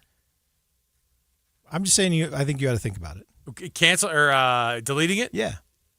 I think I'm contractually obligated. Get Carol in here. I'll see if I'm contractually obligated to keep it on my phone and to keep going. Do what my wife does. Caitlin's problem. My wife every once in a while will go, this is so stupid. She'll have this like revelation like you did. I'm like, this is good. This is bad, and she'll delete it. No, it's and not then she'll re-download it again and go, all right, I'm back. It's not that there are things that I wish I was doing, although there are. I'm telling you, the scrolling, it hurts. Yeah. You know what I mean? Like it hurts. Like Well, it's funny to me. I like it. I think it's fun. It's funny. I find funny videos. I send them to my wife. There you go. I just wanted to bring it up. This is how my wife and I keep things very Taylor Swift still and Travis Kelce. It's the little things that show her I love her. Send her a meme while I'm sitting on the toilet. It's fine. Your little moments of connection. That's how she knows. That's how we know we love each other. I think that's wonderful. We'll take a take us a break. I'm going to turn down the thermostat. Oh, good. Down or up? Well, it's feels hot. warm in here. Yeah, it is kind of warm. I can see it. And Jeff Kaplan will not approve at all of how warm it is in the studio. We'll come back. We've got more to go around the corner. I've got a video game update for you. Stuff that is getting weird when it comes to your video games and how exactly they're going to be doing this in the future. And some people are not going to be happy with how some of the big video game developers and the video game manufacturers are going to be handling things going forward. Stay right here with us. More to go. It's KSL Brightside. My friend Joey means well. Always remember that the early bird gathers no moss. But he gets a little confused. You know, you can't make a silk purse out of a wooden nickel. Like Joey, many of us can be confused when it comes time to plan for retirement. When to take Social Security, how to use that 401k, what about the stock market, taxes, and Medicare? Todd Kim at Galileo Wealth Management can help to simplify retirement planning. His goal is to have you walk into retirement with confidence, not worry, and to address the number one concern among retirees today, the fear of running out of money. Call Galileo Wealth today for a no-cost, no-obligation meeting to talk about the details of your retirement. 385-247-7000. It's 385-247-7000. Or online, GalileoWealth.com. And remember, one man's trash is thicker than water. Of course, water's not thick at all. It's watery. Sign up for KSL Text Alerts. Get breaking news and traffic updates by texting the word news to 57500. Want access to exclusive contests? Text contest to 57500. Jazz fans, text the word jazz for breaking jazz updates. And Cougar fans, text BYU to 57500 for the latest on the Cougars. Message and data rates may apply. Life doesn't slow down. It evolves. And the best chapters, well, they're still ahead. Introducing Let's Get Moving, presented by Ovation Homes, a brand new Sunday morning show designed to inspire your next step forward. Join KSL's Maria Chaleos alongside Ovation Homes' Amber Weikstra as they explore what it really means to live with purpose, from strengthening your body and mind to discovering new passions, creating beautiful, functional living spaces, building healthy communities, and finding balance in your finances, family, and future. In addition, glean insight from timely guest experts, bringing real-life experience and valuable advice you don't want to miss. This isn't about slowing down. It's about moving forward with meaningful conversations, practical ideas, and inspiration you can actually use to create a life and home you truly love. Because your best years start at Ovation Homes. Start your Sunday morning inspired from 5:30 to 6:30 on KSL.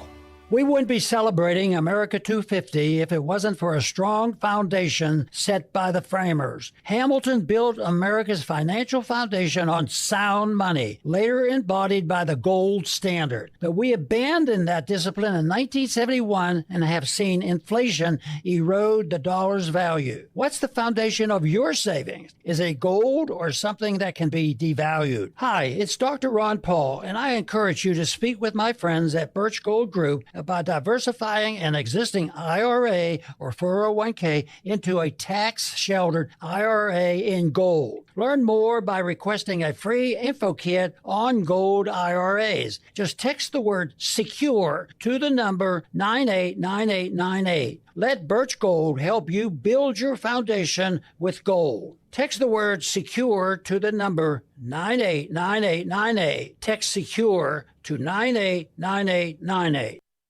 KSL Brightside with Ethan and Alex. Turn your afternoon around on KSL News Radio. Welcome back. You're listening to KSL Brightside. I'm Ethan Millard here with Alex Keary. Thanks so much for joining us. We sure do appreciate it. Did you see this? Just real quick here before we get to it. Did you see this super important update to the Taylor Swift, Travis Kelce thing? That did they get married? Did we get confirmation they got married? They got married. And apparently somebody has not just leaked a photo of, but has apparently posted online. I don't know if this is confirmed if it's real or not, but it's a handkerchief from the wedding. Okay. It's embroidered, has the date on it, has like a quote on it or something. And it's listed for $100 online. Now I would imagine, and Caitlin, our producer, would probably pay at least $1,000 for this. I'm not sure if this is real or not, but I don't think of all the... You start selling stuff from Taylor Swift's wedding, you're going to get in trouble. You're going to be a former friend real fast. You're going to be, but that means somebody just picked it up. It was probably under a table when somebody was cleaning it up. That's my thought. That's okay. It's either fake or it was picked up. All right, Caitlin, or she has blacklisted a person. She's already not friends with somebody on social media, so now they're going to start posting things. Okay. Yeah. Caitlin, let's say it's real, a real artifact from this wedding. How much? What would you be willing to pay? I wouldn't pay for that because I want my own experience. That seems slimy. Gosh, you're too. See. But it's at least $1,500. Yeah. That you would spend. I wouldn't spend any money on it, but it would. If I would feel dirty buying that. Gosh, but my number's $1,500. But minimum, 100's low for a handkerchief. Well, no, that's where you start the bidding. That's where you start the bidding. Look, today it's $1,500. 5 years from now? I know. When she goes on tour again? Or when they divorce? Oh, man. No, that was... You could sell like confetti from the Eras tour for like $100. Like no, you can't. I guarantee you. Really? Could. Yeah, right. during that time. Should we buy it? Should we see if KSL will buy it as an investment? $100 it's not that much. KSL, yeah, listen. I could afford it. We spent a lot more on the rebuilding of the Crown Burger. How much? Yeah, that's right. We did. Where is it? eBay? Well, I don't know. Caitlin, let's look into if we can make a bid.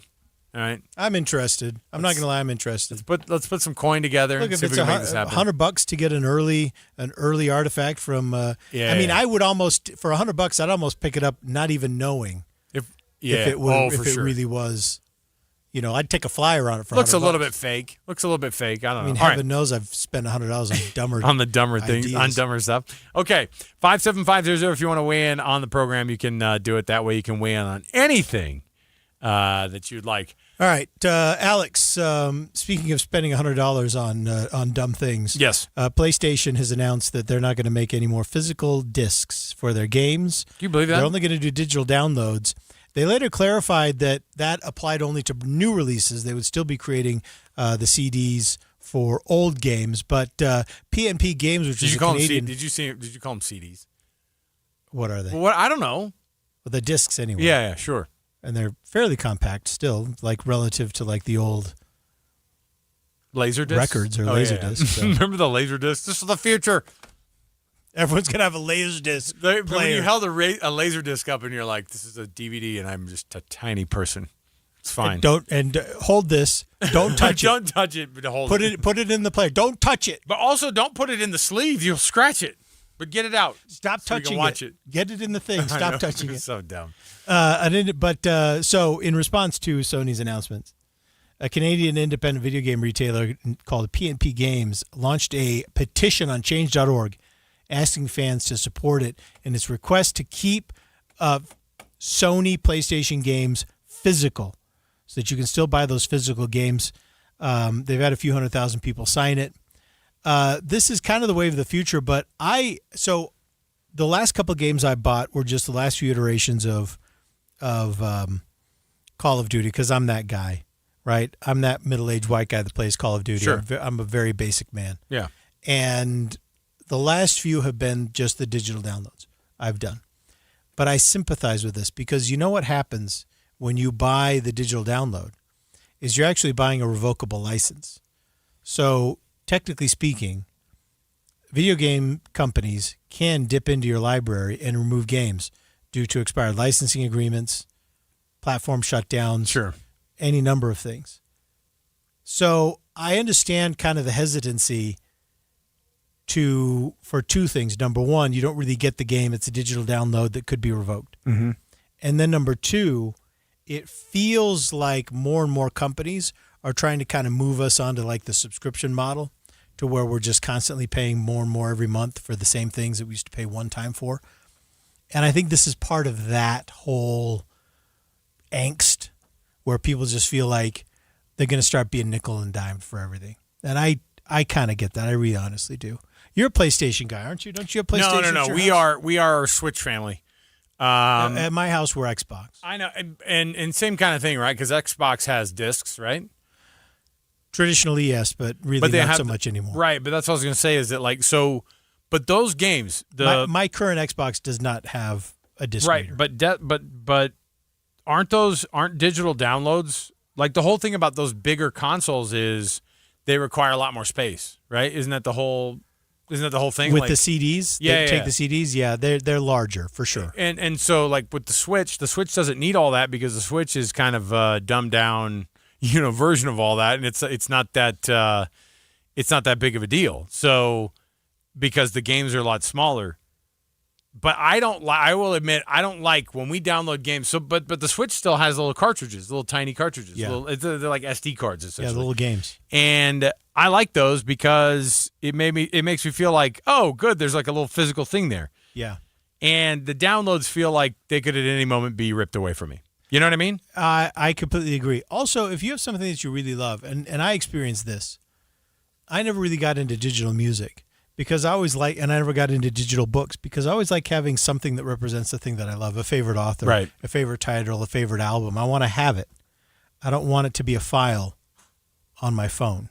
You know what I mean? Sure. Yeah, absolutely. And so I never really got into those things. And now it's going this way with video games too. And I don't know. Maybe I'm being a baby about it, but I get why people are bothered by this announcement from Sony. That's certain that you're being a baby about it. We're going to come back, and we're going to continue to be giant babies about whatever it is on KSL Brightside. Stay with us. KSL FM Midvale. KSL Salt Lake City. From the KSL Common Spirit Health Studios, this is KSL News Radio. Utah's news, traffic, and weather station. It's 2 o'clock at KSL News Radio. I'm Reagan Edelman. KSL's top story this hour. Charlie's Kirk widow and parents are in a Utah County courtroom today as prosecutors hope to convince a judge there's enough evidence to take his accused killer to trial. Tyler Robinson is accused of killing Kirk at Utah Valley University last fall. Today, former Utah Valley University officer Christopher Bagley has been laying out the foundation for the location of the murder and what he says he saw monitoring the event Kirk was speaking at. I could see the right side of Charlie's shoulder. So not his whole body, because he was underneath the tent, so I could only see probably the right side of his body. He was answering a question, kid asked him a question, and then I heard a shot fired. Prosecutors are seeking the death penalty against Robinson. We will keep you updated as today's hearing plays out. Lehigh police are asking for help finding the person who they say fired a gun into the air at Thanksgiving Point on Saturday, injuring an elderly man. KSL News Radio's Brianna Willis reports. Police say the man in his late 70s was setting up chairs to watch the fireworks show just after 9 p.m. when a small caliber bullet hit him in his upper back. Lehigh Police Sergeant John Smith says he was taken to the hospital and is expected to be okay. And while it's okay to celebrate, Smith says it's illegal and dangerous to fire a gun in public spaces. Police are asking anyone who might have seen or knows anything to give them a call. The Babylon fire has now surpassed the Cottonwood fire in total area burned, spreading to over 96,000 acres in San Juan County. That makes it the largest fire currently burning in the United States. Fire officials say the fire is still 0% contained and is spreading fast thanks to hot and dry weather conditions. The cause is still unknown. Your money at this moment, the Dow is up 156 points, the S&P 500 is up 54 points, and the NASDAQ is up 288 points. Coming up, we're headed to the hundreds this week. KSL weather is next. KSL News Time, 2:02. Mornings are for recharging. And they're for starting your day right. We volunteer to join you in the car. Get news and weather at 102.7 FM during the most important part of your day. Andy and Amanda, each morning between 5 and 9 on KSL News Radio. Get in the zone, AutoZone. Summer's finally here, and we're kicking it off with a whole lot of free. Free brake pads with Duralast rotors, free oil filter with 5 quarts of oil, free Armor All wipes with Armor All glass cleaner, and more. More free, so you can have more summer. Celebrate free at AutoZone, now through July 27th. Restrictions apply. Get in the zone, AutoZone. Tired of hearing scary radio ads about the IRS? Tax Relief Advocates is different. TRA is here to tell you that if you owe money to the IRS, whether it's $5,000 or $500,000, we have a solution. TRA can eliminate or reduce what you owe to the IRS with zero risk to you. We have over 1,000 5-star reviews on Google and an A+ with a BBB. End your tax nightmare today by visiting TRA.com or call 800-583-6681. That's 800-583-6681. Is the volatility of the stock market driving you crazy? Is your retirement account sinking, yet you're getting older and you're starting to worry about, will I have enough for retirement? What about the money in the bank? These banks pay nothing these days. How do we get growth to get to retirement account? It's simple. Move into gold and silver. Want to know how to do it? Listen to my show, Striking Gold, with me, Kenny Michaels. Now on Saturday at 5 p.m. For 250 years, America has been built by hardworking people who believe in freedom, family, and community. At Performance Automotive in Bountiful, we're proud to celebrate that legacy during our Freedom to Drive sales event. Join us as we honor our military, first responders, and the families who make Utah strong. Take advantage of special savings, great trade values, and financing opportunities across our inventory. Performance Automotive in Bountiful, 250 years of American pride, and we're just getting started. Hey there, it's Julie from Logan. Logan. Head up north where the air is clear for a refreshingly unexpected getaway. Start your day by singing Yodelay-hoo at the top of your lungs on a canyon trail with views that go on for miles. Here's a secret. The National Forest is only 10 minutes from your hotel. What? I know. Next, rent horses or a side-by-side at Beaver Creek Lodge up Logan Canyon to spy colorful wildflowers and birds and stunningly beautiful scenery.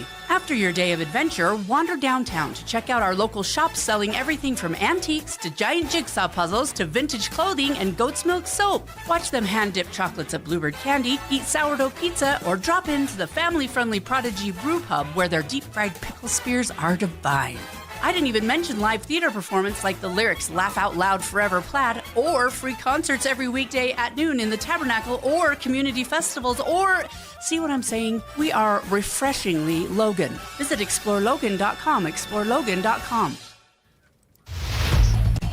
Traffic and weather together brought to you by UCCU. You deserve to love where you bank. Here's Michelle Rowe. Looking at some slowdown southbound I-15 right about 21st Street in the West Haven area. And for drivers making their way northbound, still just a little bit of leftover slowing, I think, from that earlier accident. This is between 146 South in Draper and Banketer Highway.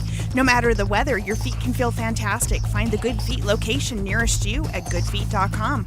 I'm Michelle Rowe in the KSL Traffic Center. KSL weather, partly cloudy with some chances for thunder this afternoon and highs in the 90s through Thursday, but we climb up to 100 on Friday and by Sunday a high of 105. Right now it's 93 degrees and mostly cloudy in Salt Lake City. I'm Reagan Edelman from the KSL Common Spirit Health Studios. Listen online at kslnewsradio.com, we're Utah's news, traffic, and weather station. KSL Brightside with Ethan Millard. Alex, that's a great way to get your kids off social media. And Alex Curie. Yeah, my real goal with the new social media stuff is to show up in my kids' feed. This is KSL Brightside on KSL News Radio. All right, welcome back. You're listening to KSL Brightside. Thanks very much for tuning in. We got a text at 57500. Oh, boy. Because we were talking about what is it that makes a good day for you. This person said all green lights on the way to work, good day. Yeah, because I think the idea is, well, I can't have a good day or I can't, relax unless I have, vacation time or leisure. What was the term? Leisure time. Leisure time. Yeah. This text, though, reminded me of an experience that I had. This was just, it was last month, and I wanted to share it with you, and I forgot about it. But Emily and I were leaving downtown one evening. It was late in the evening. Well, not late, but, And we got onto 7th East at 600 South there by Trolley Square. Yeah. And headed down. And we stopped, we made the couple of lights and we stopped at 21st South. And then after we left 21st South, we started hitting green lights. And we started hitting green lights and hitting green lights. And then it becomes Van Winkle, right? And we're hitting the lights on Van Winkle. Yeah. And we just go, you know what? Let's just see how far we can go. You know what we did? We did from 21st South to 94th South, which is basically where which is basically the end of Highland Drive. Sure. It's where it ends at. So we went 7th East, curved all the way along Van Winkle, all the way down Highland to 94th South, which is well past where we live. Think about the things. We hit every single light green. Think about how that was astonishing. When you get older, hey, everybody out there who's living their best life, when you get older, those are the things that are fun now, or those are the things that are exciting now for you. Anyway, I just want to let you know that you think no, they knew you were coming. They were like, oh, that's Ethan Millard. Hey, is that Brightside? Who's watching? Who's watching the lights over here? Okay, see this Honda Accord? I just want to make sure that hit it green again. Keep it coming. I just want to make sure that you heard that story, and I want to make sure that I let Caitlin know also that over the next 2 years, you guys can probably hear that story maybe 3 more times. Good job. That's what we have to look forward to now. Did I ever tell you? I'm that guy now. Did I ever tell you about when I hit all those green lights? Look, I've never seen something like it ever since. Here's the problem is I don't remember to whom I told the story, so just to be on the safe side, I retell it. No, and because I'd hate for you to go without hearing my story. But no better way to keep this in practice than having a long-running radio show with me who gets to hear all the same stories too. Anyway, tune in next week to KSL Brightside where I tell you about that time. Right, the red lights. Mm-hmm. And then my favorite part is too is when, because you and I both heard our same dumb stories over and over again. Yeah. Which basically just means we're a bad married couple. Like, where your wife will go, let me guess, you're going to tell that one story again? Because the spouses that are hearing all these things know, oh no, he heard the trigger word. We're going to have to hear that stupid story again. You know what though? I will say this. Your stories still make me laugh. Oh, even if I've heard them before, all right. I still laugh. That's good. So I am a dynamic storyteller. Millard, what do we have so far? Next up, so retailers say that back-to-school shopping is starting earlier than ever this year. Oh, I got a thing to start this off with, by the way. Oh, do we? Oh, yeah. You know why? It's school, man. Class clown or teacher's pet. School is in session, and you're getting extra credit. Ooh, we haven't done this one yet. Thanks to higher food and gas prices and higher prices overall, families are starting earlier than ever trying to find and snap up great deals for back-to-school shopping. And in fact, now the retail industry is starting to say that Amazon Prime Day has become the official kickoff to back-to-school shopping, which is crazy because that's in June. Right, but you don't think they don't know that too? Like, of course, they're going, anyway, look at all this. Yeah. We've gotten pretty lazy. We do the thing where we just go, give me the fifth grade pack. It's just send it all to me. Amazon, Walmart, Target, and Best Buy have all rolled out back-to-school promotions earlier than usual. I was at Target this weekend. I didn't see anything. Let me go to Target.com. Well, if it's anything like Costco and the way that they do Christmas in June, then we're there. I mean, I was seeing the decorations already. Oh no! Look at this. I just slid my screen over for Alex. Front page of Target.com. Smart finds for students. First day of school finds. Back to school top 100s. There it is. Okay, but does that mean you actually get a better deal? Just because you're buying them early? Well, or you're breaking up the purchasing? Is that what's going on? I think that it seems like people are ready to act early on a good deal. Do back to school? Okay, let me ask you this, because I don't treat back to school like my parents treated back to school with me. Back to school meant that's when I'd get my new shoes for the year, or for the first half of the year. But like nowadays, I don't really get like a whole new set of like new clothes, new shoes, all this stuff for the kids. There might be one thing here or there, but we buy shoes and things for our kids as needed, kind of through the year. But I will say we don't buy as many of those things during the summer because they don't need as much during the summer. But like the old school, like, hey, you're back to school supplies. It doesn't seem like it's big of a deal nowadays. No, not at all, because everything's on computer. Which also stinks. That we've all determined that the school computer stinks as well. So, sorry, kids. Everything stinks. You don't get good back to school stuff anymore, and the computer you're going to get is going to be garbage anyway. I remember picking out a pencil box. Yeah. I remember loading it with all the different things I might need and organizing it. Sharpener goes here. Give me this number 2 pencil. Here. Did you ever have anything besides the number 2 pencil? You're like, what'd you get, these number 1 pencils, Mom? What are these? Nobody had failed. They're going to kick me out. What was the number anyway? Was that supposed to be? I always thought, I guess, I don't know this for sure. Is it the hardness of the graphite? Yeah. Okay. Yeah, that's how I always imagined then it. Why did we just settle on number 2 being the standard? I don't know. You remember when your teachers were like, just set right? the standard, Do you remember your teachers were like, did you just buy pens? Why did you buy pens? I don't know. You bought one red pen. What was it for? Correcting your neighbor's work. You know Remember that whole thing? Did you ever have kids in elementary school that would they'd get caught with a pen? They'd be like, it's erasable. It's got the eraser. Yes, show me. It never worked. Garbage. It never worked. Just show me that it erases. Terrible. I don't. I think the back to school shopping, we've dialed it back. Like it's not that bag that's pre-filled with everything that you quote unquote need for 4th grade. But I do remember in the last few years too, though, we have been showing up with more of the stuff that the classroom needs, quote unquote now. Yeah. So some extra Kleenex boxes or the markers or the glue sticks. So and if my kid goes, I actually need, I will have a lot more like just the pencils. We'll buy the pencils by the cajillion, and we'll buy just regular paper. And then after that, the kids can figure out if they need something else. And the paper is just, I don't even know what. They end up getting handed their homework packets during the week, my younger kids.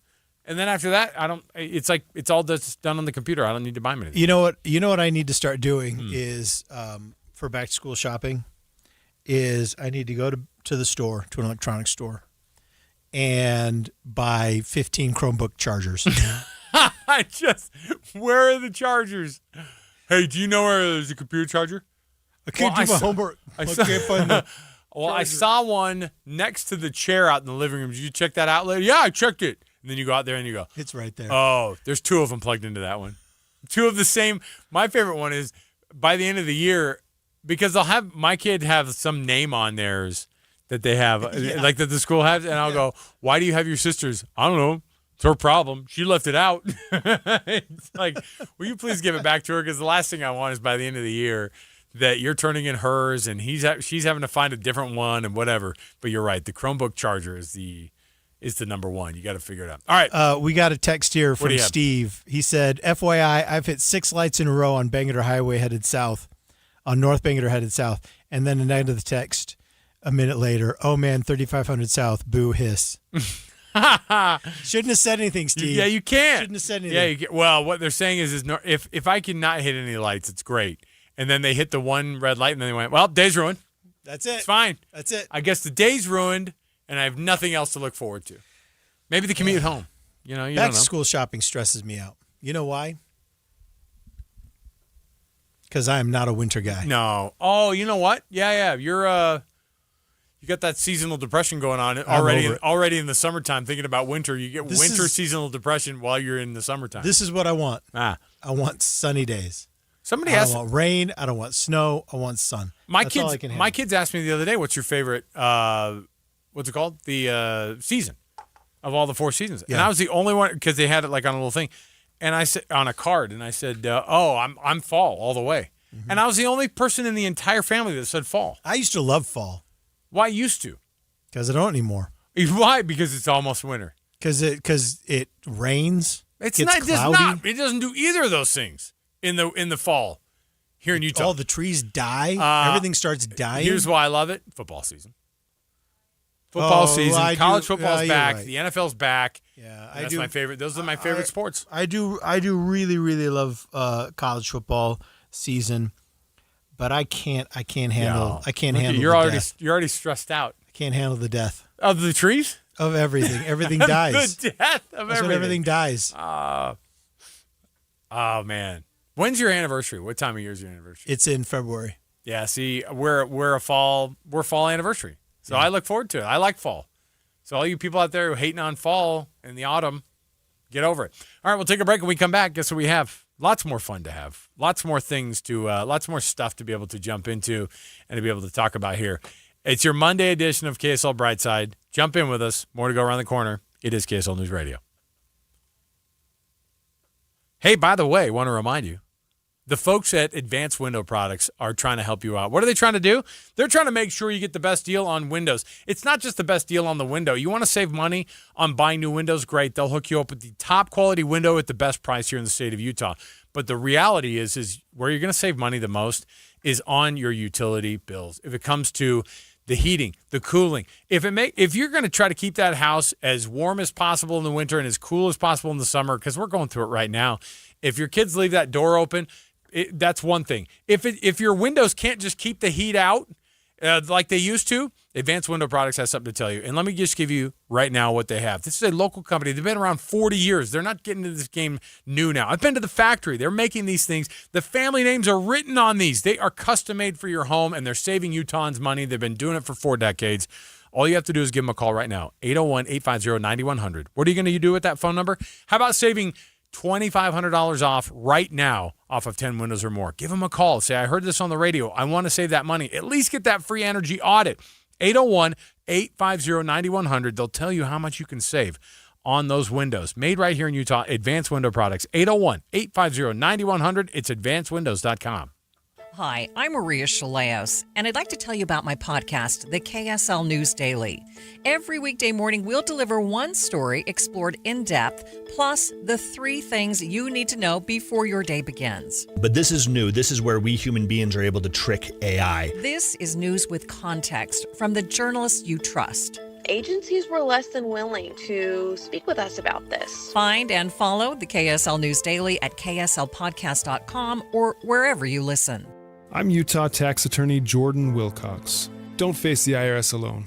I was self-employed, and I got behind on my taxes. And then 1 year became 2 years and 3 years, and $116,535.47 to be exact. It just became overwhelming. Finally, I went to another tax company, and they were more interested in how good they were than helping me. I heard about Jordan and talking to the other people who'd done and been in the same situations that I was in, and their tax problems seemed just like mine. And so I went to Jordan, and it was amazing. They were able to negotiate it down to $5,200, and life became wonderful to me. Don't face the IRS alone. You need a tax attorney that's not afraid to fight for you. Visit endtaxworry.com to schedule your free consultation. That's endtaxworry.com. I will be forever grateful. Do you know how to tell if a clogged drain is something to worry about or not? What's up, everybody? I'm Mike Wilson with Any Hour Services, and I understand it's annoying and inconvenient, but sometimes a clogged drain can be a sign there's a more serious issue with your sewer main line. If the drains in the lowest level of your home aren't draining, or you flush a toilet and it comes up somewhere else like a shower or a floor drain, I'm urging you to look at this as more than just an annoyance. The last thing I want you to experience is a sewer backup. If you're a homeowner experiencing any of these issues, the first step would be to snake the line to see if it's just a blockage, which one of our drain techs can do for only $29. Yep, you heard that right. Any Hour Services will snake any drain line with normal access for only $29. Sinks, showers, tubs, toilets, floor drains, laundry drains, even that sewer main line that connects to the city. We'll snake any line for just $29. For help with your drain issues, call Any Hour Services at 801-443-7700. You can Google Any Hour Services. You can even schedule online at anyhourservices.com. No one helps more homeowners than Any Hour Services. KSL Brightside with Ethan and Alex. Your lunch hour just got more interesting on KSL News Radio. All right, welcome back. You're listening to KSL Brightside. I'm Ethan Millett here with Alex Curie. We got this text. It says, Brightside, the most random ADHD topics on the radio. You know what? Put it down on the new T-shirt ideas that we have, Caitlin, because that's 100% a good description of what we are. It actually is phenomenal. Two guys who need to get wrangled by, probably need to figure out some ADHD medication. That's fine. Speaking of ADHD medication, EV batteries defying expectations. Did you see this? I thought this was fascinating. I sent it. You know why? Because this is just me doing a victory lap on being so far ahead of the curve. I bought an electric car years ago, and guess what? I knew they were going to last forever, Ethan. Well, you and I have been on the air, with the exception of we had this several year gap. Mm-hmm. But the rise of electric vehicles happened kind of during Nightside. Oh, yeah. Because I remember when you flagged one of the Teslas and you said, I would really love to have this car someday. Yeah. It was the one where the doors go up. Doors go up. And I remember when they first kind of rolled that out as a concept, and you went gaga for it. So we've watched the rise of Tesla. We watched the weird story of, what was it, Fisker? Remember that car, Fisker? Those are the ones that catch on fire, right? I mean, allegedly. I don't know. We watched all this happen, and the one thing was the batteries. Everybody wondered what they were going to be able to do. The batteries are going to have to be replaced constantly. They'll catch on fire. And then, and anyone who has, a power drill at home knows that, sometimes those batteries. After a while. Your phone has done the same thing. The phone, I thought it died at the end of the day. Yeah. We all have that experience. And so it made sense in our minds to look forward to the same problem in an electric vehicle. And for a long time, that was the case. But now, electric vehicles built since 2022 require battery replacements only 0.3% of the time. So only 0.3% of EVs built since 2022 have required battery replacements. They are significantly overperforming expectations. Now, electric cars built a decade ago, those battery replacements are 1 in 12. So much high, still not every one of them, but still a much, much higher rate. So basically, these electric vehicles are dramatically outperforming what we all expected in terms of the life cycle for the batteries. It's phenomenal. we're on our second full electric car, and the only reason we're on our second one is because our first one I got rear-ended and it got totaled. But we put 90,000 miles on that one, and it showed no signs of losing a charge. And on top of that, the U.S. government basically mandated, like, hey, these electric cars, these companies that make electric cars, you know what they have to do?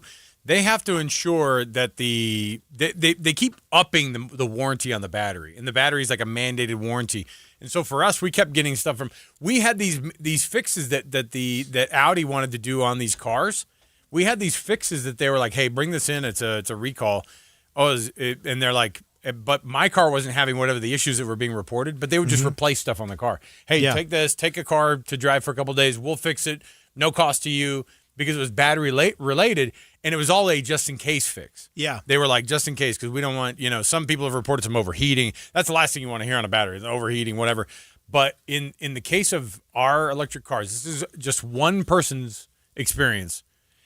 It's been 1,000%.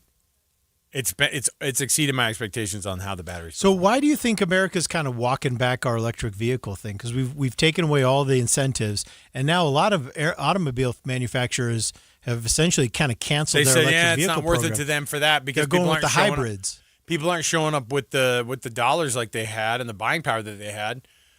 I don't know. I don't know what the future of like the full electric car looks like still, except for the on the flip side, we have a truck that is a absolute gas guzzler that I'm like, dang, it's so hard to whiplash from the electric car to the truck to go.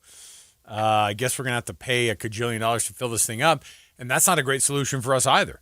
And when you look at it and you go, this is a ton of money you're throwing at gasoline, and then you say, but here's the other thing that happens. I've never had an oil change on that fully electric car. There's not. The only thing I do is no replace. Oil. I know. The only there isn't. I've tried to dump some in there.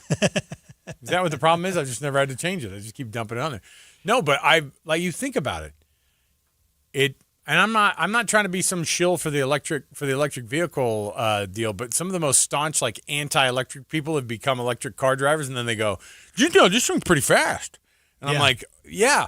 Or they go, it's kind of cool because I just charge it here and at my office. And then I'm like, welcome to the rest of the world. We've been doing the same thing. I think that the world is going, I don't know if it's going to ever go, everyone's just going to be fully electric. I don't know if everybody, because one of the things we were talking about with our kids the other day, it was, what do you think is going to actually happen in 20 years, for example, technology-wise? What do you think is actually going to be around? And one of the things that one of my kids brought up goes, I bet I bet all the cars are going to be driving themselves. It's not about necessarily the flying car. The flying car we love freaking talking about, and people keep trying to invent it.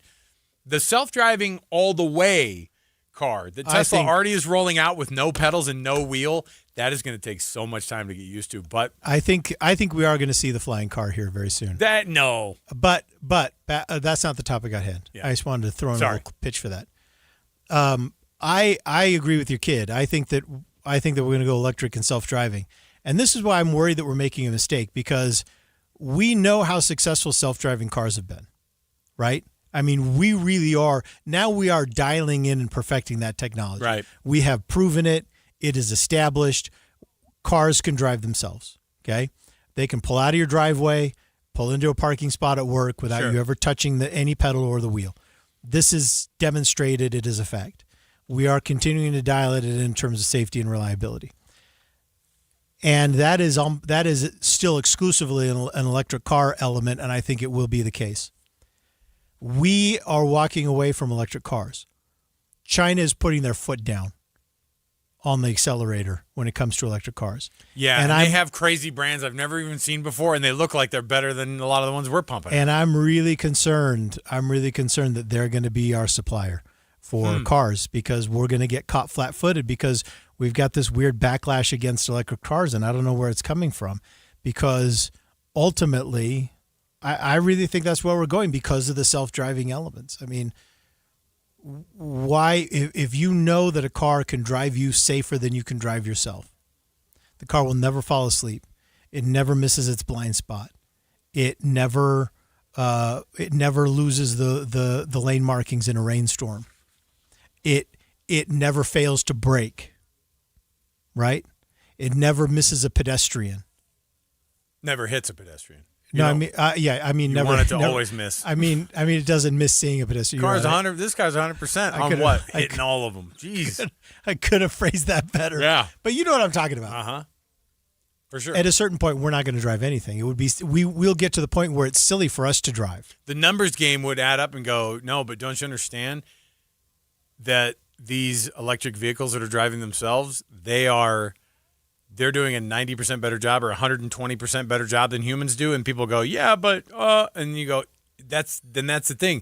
When you talk about 0 fatalities, it's the only acceptable number, and the thing that's gotten us there quicker would be self-driving cars. If that's the case, then that's going to be the thing that solves it. That's exactly right. That's it. That is exactly right. So I'm a little concerned. I feel like our backlash against electric vehicles is poorly timed. I think we're going to feel bad about it. Well, you know me, I keep signing up for them. And I'll tell you, too, buying them brand new is not the way to ever do it. Let somebody else take 15 to 20,000 miles out of one. So that principle of buying a car, that still holds. That's still the case. Yeah, but especially with the electric cars. Yeah. Like the thing that makes people the most wary about buying a car is going fully electric. It still is a problem for folks. So, all right, we'll take a break. When we come back, we've got more to go around the corner. And this specifically, when we start talking about watching out for you, when we start talking about data centers and what that means, we're going to be chatting a little bit with KSL's investigative team about something that they've been studying up on. I had no idea that other places in the country are basically guinea pigs already for the data centers and how they are handling them in other parts of the country. We certainly want to take a look at this, and we'll be chatting a little bit more with Daniella Rivera when we come back. More to go right around the corner, right here on KSL Brightside. It's 2:30 at KSL News Radio. I'm Jeff Kaplan. KSL's top local story this hour. People living near the Iron and Cherry Fire burn scars are gathering tonight to prepare hundreds of sandbags to protect homes from potential floodwaters. Eureka City Mayor Robert Jenkins says it's been more than 25 years since they last had to do this. A lot of the newer residents have never really experienced anything like this. I've only been mayor for about 6 months. So it's a lot to kind of take in. Now, Jenkins says they need roughly 700 or 800 sandbags so people can protect their homes. Anyone interested in helping is asked to come to the Eureka Town Maintenance Shed tonight at 6 o'clock. Poly Market is receiving backlash after an article from the LA Times showed that they're allowing people to bet on wildfires throughout California. You can bet on the size or the severity of any given fire. These bets have since been taken off the search feature, but another platform is in development. It's actually called Wildfire, using Ys instead of Is. Wildfire, it allows people to bet on the exact same thing. Our top national story this hour from ABC News. Europe is bracing for another heat wave. Temperatures could soar above 100 this week. France is braced for more wildfires. Fire crews are battling multiple wildfires right now in southern France, in one of the worst, which officials say is not yet under control. That's to the west of the city of Perpignan. More than 11,000 acres have been burnt and 26 communities have been evacuated in that area. ABC's Tom Soufi Burridge in Paris. Your money at this moment, the Dow is up 155 points today. The NASDAQ gained 288. Coming up, it's only going to get hotter. KSL weather is on the way next. Stay with us. KSL News Time, 2:32. A reminder about the simplest way to get updated for your day. Hit your KSL preset when you jump in the car, and we'll take care of the rest. Hear key news updates and traffic reports. Andy and Amanda from 5 to 9 in your car. KSL News Radio at 102.7 FM. Hi, thanks for calling Uline. Wait, did the phone even ring? Nope. Okay, so you answered before the ring. But now you're going to put me on hold, right? We don't do that here. We're real people answering the phone, ready to help with your order when you are. Uline has thousands of quality products for your business and warehouse needs, always in stock, ready to ship same day, and backed by Uline's legendary 24/7 customer service. Uline, we warehouse for you. Get ready for bigger action, faster rides, and edge of your seat thrills. The Ute Stampede Rodeo and Extreme Bulls returning to Utah, July 8th through 11th. See elite athletes compete in PRCA rodeo showmanship with some of sport's biggest payouts. Buckle up for Extreme Bulls, delivering Utah's ultimate showdown. New dates, bigger crowds, limited tickets. Don't miss it. Secure yours now at UtestampedeRodeo.com. That's UtestampedeRodeo.com. This is a special alert to all Americans who own a vehicle with less than 200,000 miles with an auto warranty about to expire or with no warranty coverage at all. Due to a decline in the economy, CarShield is announcing a low-cost month-to-month vehicle protection plan that is now available to the public to save any driver out-of-pocket expenses on future auto repairs. Call now to find out how you can pay almost nothing for covered auto repairs. Yes, you heard that correctly. Pay almost nothing for covered auto repairs. An open phone line has been established for all drivers to call for a free quick quote. Call 800-330-8323 now. Drivers who are covered will not have to pay for covered repairs again. This protection plan is at an all-time low. Additionally, drivers who activate this vehicle protection today will also receive free roadside assistance, free towing, and car rental options at no additional cost. Call us for your free quick quote today. 800-330-8323. That's 800-330-8323. What do you have to lose? Call 800-330-8323. Again, 800-330-8323. Every day on your way home, you pass it. That one lawn so thick and deep green, it belongs in the big leagues. It sets the bar for the entire street, making every other lawn look like it's still waiting for a wake-up call. Look for the sign of a winner. Big League Lawns. Now, it's your turn. Level the playing field and get the results your home deserves. Go home to a Big League Lawn. Are mosquitoes still ruining your nights? The kids are finally outside, the string lights are glowing, and the swatting starts. Don't let mosquitoes steal your summer. Call Skeeter Eater, a Utah company built for backyards like yours. Our family-friendly treatments and smart mosquito traps keep the fun going long after sunset. Fewer bites, happier nights, and peace of mind that lasts all season. Book now and get $40 off your first treatment at SkeeterEater.com. Skeeter Eater. Stop the bites. Start the fun. KSL News Time 2:35. Traffic and weather together brought to you by UCCU. You deserve to love where you bank. Here's Michelle Rowe.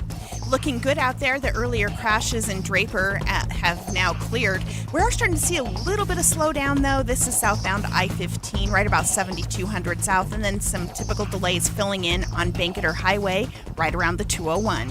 Your dream kitchen starts at Bedrock Quartz. Visit a showroom near you or explore surfaces online at bedrockquartz.com. I'm Michelle Rowe in the KSL Traffic Center. KSL weather, mid-90s through most of the week, and away we go, up into the triple digits for the weekend. Right now, 93 degrees. I'm Jeff Kaplan from the KSL Common Spirit Health Studios.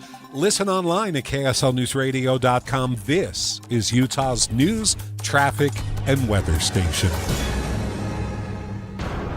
KSL Brightside with Ethan Miller. Out-of-staters like to talk about us, but I think they want to move here. And Alex Curie. Ethan, they hate us because they ain't us.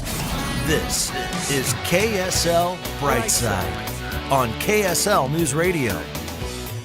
All right, welcome back to KSL Brightside. I'm Ethan Millett here with Alex Curie, and we've got something really interesting to cover right now. We want to talk to you and tell you a little bit about a place in Virginia called Loudoun County. It's known as Data Center Alley. It's home to the highest concentration of data centers in the entire world. And KSL investigative reporter Daniella Rivera went there last week to try and learn what she could about these data centers, what they're like, what's it like to have one in your community, what we can look forward to. And Daniella is joining us right now in the studio. Daniella, thanks for doing this. Thanks for having me. Why this place out in the middle of Virginia, and how, what makes it so special, and what are we learning from those guys? You know, we wanted to go there because it is the highest concentration of data centers on the planet. And as we have this huge project approved here in Box Elder County, we wanted to look outside of that. So we have a series airing all this week. It's called Beyond Box Elder, the Bet on Data Centers. And we're really going beyond to look at a community and really learn from them. So we decided to go there. No one in the country has more experience than Loudoun County with the data center industry. There has not been a day in the last 16 years that a data center has not been under construction in this county. Wow. So we went there to learn from them what this has been like. They are so much further down this road than we are here in Utah. So what stood out to you first? What did you first notice when you got there? So first morning, leaving the hotel, first thing we see is a data center. They're Boom, they're right there. everywhere. They are the landscape. I've actually compared them in the story airing tonight to the mountains on a drive through Utah. They're just there in the background. It's normal, and people are so used to seeing them there, you don't even really think about it. And are they as noisy as people say? Some of them are. There's one featured in our story that is very loud, and you hear it when you're in the community, and it never. That's the thing. It never stops. What's never the off. noise come from? In that facility, it is the running of natural gas turbines. And so we were particularly interested in hearing that noise and understanding what that's like, because we've been told that natural gas will be used in part to power the Stratos project. And that natural gas turbine sound was pretty loud then. You guys heard it. Was there ever a time that it clicked off, or what was Never. And that, I think that's what, so, it's interesting. It doesn't register above the noise limits in the county, but it never stops. So people who live there, they talked about it's constant in kind of crazy making. It's like this whistle or hum, depending on the day, the humidity, the way the wind's blowing. It all affects it, but it's ever present. It never stops. Interesting. And, folks there said, you can hear it in your house. One woman told us she paused her TV program that week and said, "What am I hearing?" And it was the data center. You know what's so frustrating is we put those noise limits in place to control things like parties and concerts and things like that. Take me to that level and then let me live there right below it forever. I feel like if someone came into our community and had something that came in just under the noise limits forever, and it was 24 hours, Yeah. I would feel like that was an abuse of the rules. For sure. You know what I mean? I mean, that's crazy to me. Well, that's, to give you a little preview of tonight's story, that's one of the lessons learned in Loudoun County. They talked about, get yourself some data center specific regulations in place now, because it's not something we really think about. I mean, the decibel limit for this county, they weren't thinking about a low, high-pitched hum that would never stop. I would assume also that they probably picked this county because we talked a little bit about what they've got a really good fiber network that's in place, but also I would imagine, companies bring this kind of stuff there when they realize, they're kind of opening the doors for us, and we can sneak in and get all this done before those regulations happen. I would imagine there's some of that's happened over the last decade and a half now too, right? Well, they embraced this industry in a way. They said, come here. We have the best latency rates in the country with the underground fiber network. It's a great place to plug in. It makes sense. And they describe the data center industry as a boon for this country, or this county. It's often described as the wealthiest county in America. They have nice roads. They have nice schools. 45% of the county's operating budget comes from data centers. So they have financially found a way to make this work for them. But the industry has expanded so much. It is moving from those primarily industrial areas right into neighborhoods, right up against, homes. And now they've seen a huge shift in public tolerance of this industry. They're kind of over it. Yes. So does everyone in the county work at a data center? No, they don't actually. And in observing these data centers, they all kind of have the same security fencing around them, and we saw very few vehicles coming and going. There's not like a parking lot that you would park and walk in. It's all very locked down. They don't have a large parking area there because once a data center's up and running, it doesn't use as many, it doesn't need as many employees as, for instance, there was a Border Patrol office building next to this one, and they had so many more people actually working in that building than we saw like 2 or 3 cars come and go from the data center lot when we were there. So people are like, "Oh, this is going to create so many jobs." It's like, well, to build it, and then they'll be gone afterward. Okay, so when you when you went there and you saw this and you guys are rolling out, you're going to roll out a couple stories that you did this week. Give us a little bit of an idea of what those two are going to be encompassing as we attack this. Yeah, thing. so tonight we are going to really immerse you in Loudoun County, in Data Center Alley, and show you exactly what it is like to live there among the data centers, things residents there wish they had known, advice for Utah. And then tomorrow in night 2, we're staying in Virginia, but we are bringing in our Stratos project from Box Elder County, and we're really exploring it and asking questions about the plan for this project through the lens of what we've learned from people in Virginia and what things they say that we should be looking at here in Utah. And I really feel like understanding Data Center Alley and what it's like really, for me, put this Stratos project in perspective in terms of scale, just how big it is. Yeah. I didn't truly understand that till I went to Loudoun County. And are there ones that are compared, like size-wise, that are ones? No. So this one's more massive than they could have even had out there. This is the data center capital of the world, and they are watching Utah because the size of Stratos, this is something on the scale that's never been proposed, even there. So it's fascinating. They have more experience with this than anyone else, right? And they are just watching what's happening with this project because of how massive it is. They're like, geez, Utah, come on, man. We build data centers. That's massive, dude. Come on.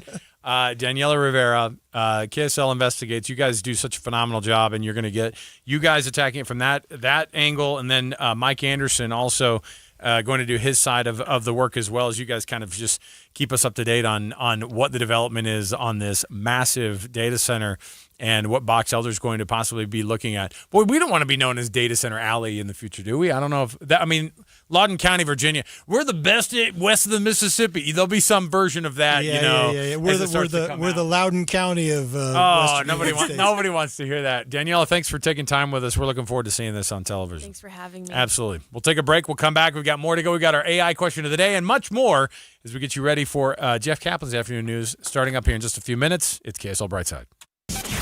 Looking for your next big win? Head to ksl.com/win and enter this week's contest. You could win a pair of tickets to the Deer Valley Music Festival. See Zach Bryan live at Rice Eccles Stadium. Enjoy Guys and Dolls at the Sarah Shell. Cheer on Real Salt Lake or the Utah Royals, and lots more. Whether you love live music, theater, or cheering on your favorite team, there's a prize with your name on it. It only takes a minute to enter, and you could be the next KSL winner. Don't miss your chance. Visit ksl.com/win today. Patrick was way behind on his IRS taxes. I was in way over my head. The total amount ended up being somewhere just over $30,000. $30,000.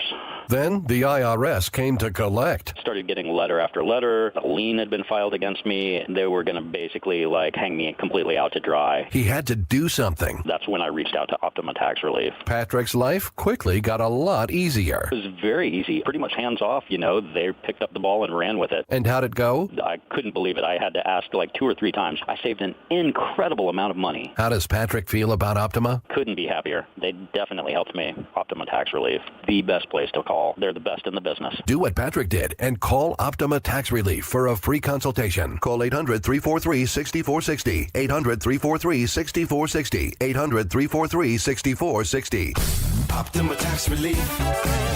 Testimonial from an actual client. Some restrictions apply. For complete details, please visit OptimaTaxRelief.com. Any Hour Services can make sure your AC keeps you cool this summer. Whether you need a tune-up, repair, or just a second opinion about replacing it, call Any Hour Services or visit anyhourservices.com. As veterans, we're no strangers to helping others. It's what we were taught, trained, and told to do. It could be for anything. Helping a friend move. Listening to a fellow veteran for hours, at any hour of the day. Or just simply making time for people. A neighbor, a loved one, or even a stranger. We're often the first to help others. There's no question about it. But we do have one question for the veterans listening. When was the last time you reached out for help? Perhaps it's time to do for yourself what you would do for others. If you or someone you know needs resources, whether it's for stress, finances, employment, or mental health, don't wait. Reach out. Find more information at va.gov/reach. That's va.gov/reach. Brought to you by the United States Department of Veterans Affairs and the Ad Council. 911, tell me exactly what happened. My son and his wife and their 2 children haven't responded. Susan Powell disappeared on a snowy morning in 2009. And I said, Josh, where are you? You need to get home. And her husband will never be held accountable. Your wife is missing, Josh. Yeah, but And you want to think about it for a couple of days? I'd had this overwhelming feeling that he had done something to her already. I'm Dave Cawley, host of the podcast Cold. Then he starts making phone calls to Susan's phone. Hello, Susan. We are on our way back. It's the deepest of deep dives into this tragic tale of abuse. Where was Josh when Susan disappeared? I don't know. Of one mother's desperate attempt to escape. This is me, covering all my bases. Help prevent it from happening again. Our focus has and continues to be finding Susan. Listen and learn by following Cold wherever you get your podcasts. KSL Brightside with Ethan and Alex, the show you didn't know you needed and still don't on KSL News Radio. All right, thanks again to Daniella Rivera, KSL investigative reporter, for joining us last segment, chatting about her upcoming investigation into all the data centers in Virginia. Those residents in Loudoun County, Virginia, which is home to the world's largest concentration of data center, they have some ideas and they have some tips and some thoughts for Utah as we embark on our own data center efforts, and so I'll be interested to know what those are. But I was struck, though, she said that Loudoun County, as a government, is flush. They've got great roads, they got great schools, and for the most part, it's all paid for with data center money. And it occurs to me, Alex, isn't part of our deal with Stratos to give them back all of their tax dollars? Aren't we giving them like pretty much their tax dollars back in a rebate? Am I remembering this correctly? Yeah, I don't know how they did it. I don't know how they're going to do it.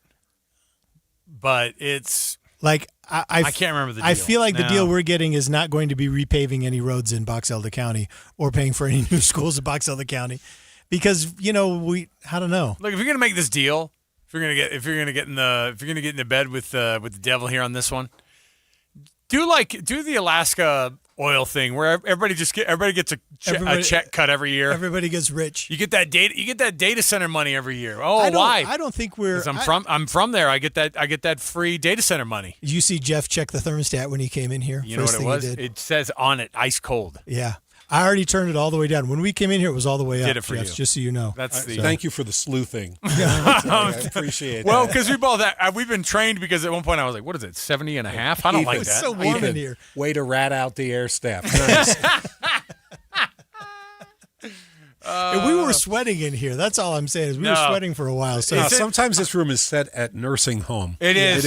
It is. They want you to fall asleep while you're doing your show. They're all, get comfy. But Alex, I wonder if I feel like sometimes in Utah we kind of come into these deals like just a little desperate.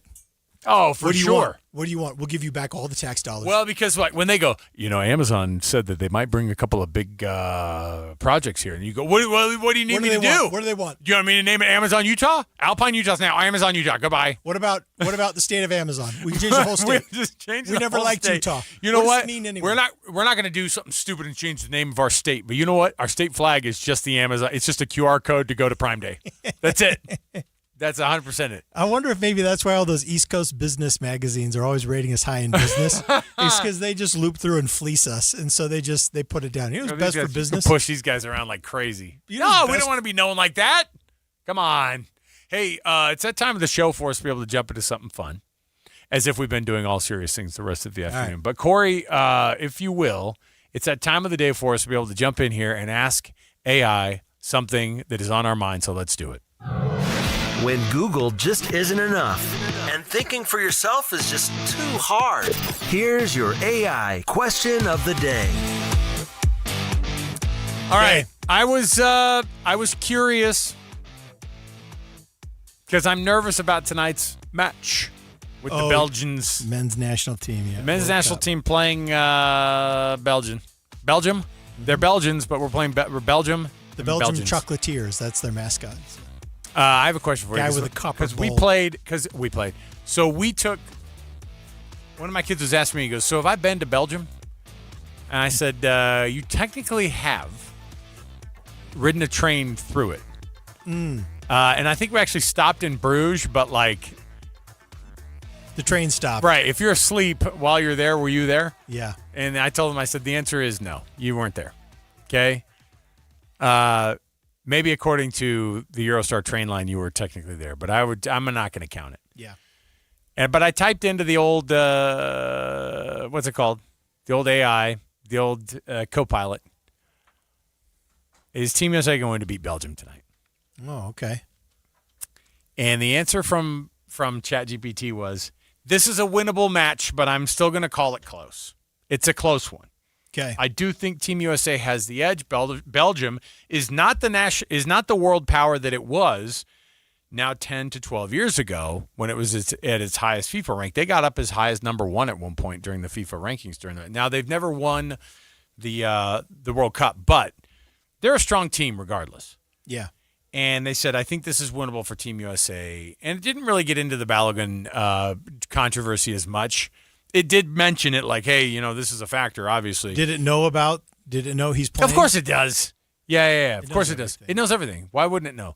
But it was bringing up just in general, regardless, the two teams up on paper, with or without Balogun, that they have it as Team USA is slightly favored. They're also at home, so to speak, right? They're in Seattle. Playing in the U.S., yeah. And so I asked the important question afterward. Does Belgium think that they invented fry sauce? Oh, okay. All right. Now we're getting to an AI question of the day. That I can get behind. Yes. So not only are we going to see Team USA probably beat Belgium's national team. Okay. But also we can say definitively that at least co-pilot says, in the traditional American sense of the words fry sauce, no, Belgium did not invent fry sauce. However, they have their own versions of sauces that they fancy to be very, very good as to where they like to dip their fries. Because they have multiple. You've been to Bruges Waffles and Frites, which now is nameless. It's dead to me today. I'm familiar with this tradition that the Belgians have of French fries and sauces in which to dip French fries. Yes. Which are mayonnaise based. Yes. But fry sauce is kind of mayonnaise based too. Co-pilot needs to be more decisive here. It just said you have your own version of fry sauce America, and they have their own. They don't call it fry sauce, but they have 5 or 6 dipping sauces. All of their different. They named off 4 or 5 of the different sauces, and I was like, I'm not interested in those sauces. Ask ChatGPT, what do the Belgians have on you? Why are you? Why are you equivocating like this? Your phone died. No, but it did. It brought up all the 5 sauces that are like their main sauces, and I thought, if you have 5 sauces to dip your fries in, do you have any sauces? That's you know what I mean? That's a really good point. Because we pretty much have the one. And somebody asked over the weekend. They go, oh, because I didn't do this on purpose, but I was at a 4th of July cookout. Okay. I was the one who grilled the burgers. It wasn't at my house though, so the burgers get grilled to perfection, by the way. Okay. And bring it inside, put them out there, and then where we're eating, these family members said, "Oh, you guys want mustard?" Yeah, we don't have that here. Nobody likes mustard in our house. What? I know. Where was this? At one of my family members. In the USA? In the USA. It was not here? in Belgium, yes. And they were like, we don't have yellow mustard. I guess we could probably ask Grandma if she could bring some over. And we were like this. Huh. So you know what I did? I went full Millard and went, I'm not having any sauces on anything. So I had a dry hot dog. I'm sitting in the corner. I said a dry for the hot rest dog. of the day. Yeah, I had a hot dog with nothing on it. And then my burger was just cheese, lettuce, tomato, beef, and the bun. Well, you could get away with that because of the cheese. We got away with the tomato. And the tomato. There's a little bit. But the yellow mustard makes everything. It does. Just like on the Belgian. And by the way, they do claim that they are also the originators of the fry. Belgium? Right? Yes. We call them French fries, but they're like, no, we fried them here. And then France, like it does with everything, stole anything good from us and then said, this is our culinary magic. Now, frying potatoes has been something that's been happening forever, but not in this fashion. Yeah, I mean, really no one invented fried potatoes.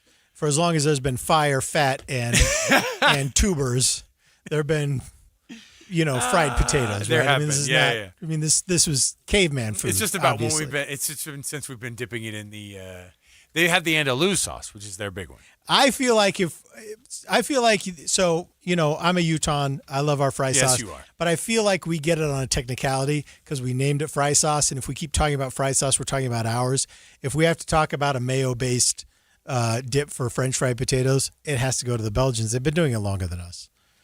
I mean, we know that's you guys true. just hear Ethan admit that Belgium does fry sauce better than we do? No. This is where I'm saying we got to always call it fry sauce. Mm-hmm. For as long as we call it fry sauce, we got it. We got it. Would you consider fry sauce ketchup-based or mayonnaise-based? We have to say it's mayonnaise-based because otherwise we concede too much territory to the Belgians. It's like a risk board of just food things. Yeah, we got to keep our defenses up. I can't remember where you stand on putting barbecue sauce in a touch of it in the fry I'm fine sauce. with it. That was the training table trick. What about the I'm pointing over here because some places do like a relish in there. Oh, I love the relish in there. Yeah, no, I don't discriminate. Any style. Yeah. Okay. Yeah, any styles. Why? Do you discriminate against sauces like that? I like I like the fry sauces with the stuff in it more than I do the fry sauces that are just the ketchup and mayonnaise. The mayo chup. Oh. The mayo chup that Heinz is trying to cram down our throats. No thanks. Oh, we invented it too. Welcome to Pennsylvania. We invented fry sauce. It's called mayo chup. I'm frankly shocked that stores even dare stock that in Utah. In Utah, somebody goes around, they just start stabbing holes in all the mayo chup. Now you get it in that like patriotic pack that they sell. They go, we got ketchup, we got mayonnaise, we got mayo chup, and we got yellow mustard. It's a betrayal. Now that I think about it, I had no yellow mustard for 4th of July. I feel like a terrible American. He's not a terrible American. He'll bring you the news right now. He's Jeff Kaplan. Jeff Kaplan's Afternoon News next, right now on KSL News Radio. FM Midvale. KSL Salt Lake City. From the KSL Common Spirit Health Studios, this is KSL News Radio. Utah's news, traffic, and weather station. Oh, it's good to be back. Good afternoon, 3 o'clock at KSL News Radio. I'm Jeff Kaplan. 95 degrees, KSL's top story. The preliminary hearing for Charlie Kirk's accused killer, day one continues. Charlie Kirk's widow is in the courtroom. Let's go live to Provo. KSL News Radio's Heather Peterson's at the courthouse. Heather. Jeff, today is the first day of Tyler Robinson's preliminary hearing, which is slated to last all week. The prosecution trying to show that there's probable cause for a trial. The first witness was former Utah Valley University police officer Christopher Bagley, who was working security the day Kirk was killed. He described seeing the imprints in the gravel on the roof of the UVU's Lucy building. To me, it looks like a sniper pad, a person that has been laying in a prone position, and you've got markings of elbows, knees, and feet to where somebody was in the line of sight of where Charlie's tent was. The second witness was a former agent with the State Bureau of Investigation who obtained witness videos from the day of the shooting, and their admissibility was heavily disputed by the defense. Today, Erica Kirk was in the same courtroom as her husband's accused killer for the first time. Our KSL reporters observed her dabbing her eyes and walking out of the courtroom multiple times, including when the murder was first described. Also in the audience today were Kirk's parents and Donald Trump Jr. Reporting live from Provo, Heather Peterson, KSL News Radio. Yeah, Charlie Kirk's widow and parents won't be issuing any statement after sitting through today's court sessions. They're not going to be talking with reporters. They say this entire affair is a painful reminder of Charlie's death. They say they'll have no further comment about the hearing out of respect for the judicial process. KSL News Time 3:02. Okay, you fire a gun in the air on the 4th of July, it has to come down somewhere, right? In this case, the bullet hit an elderly man in Lehigh. KSL News Radio.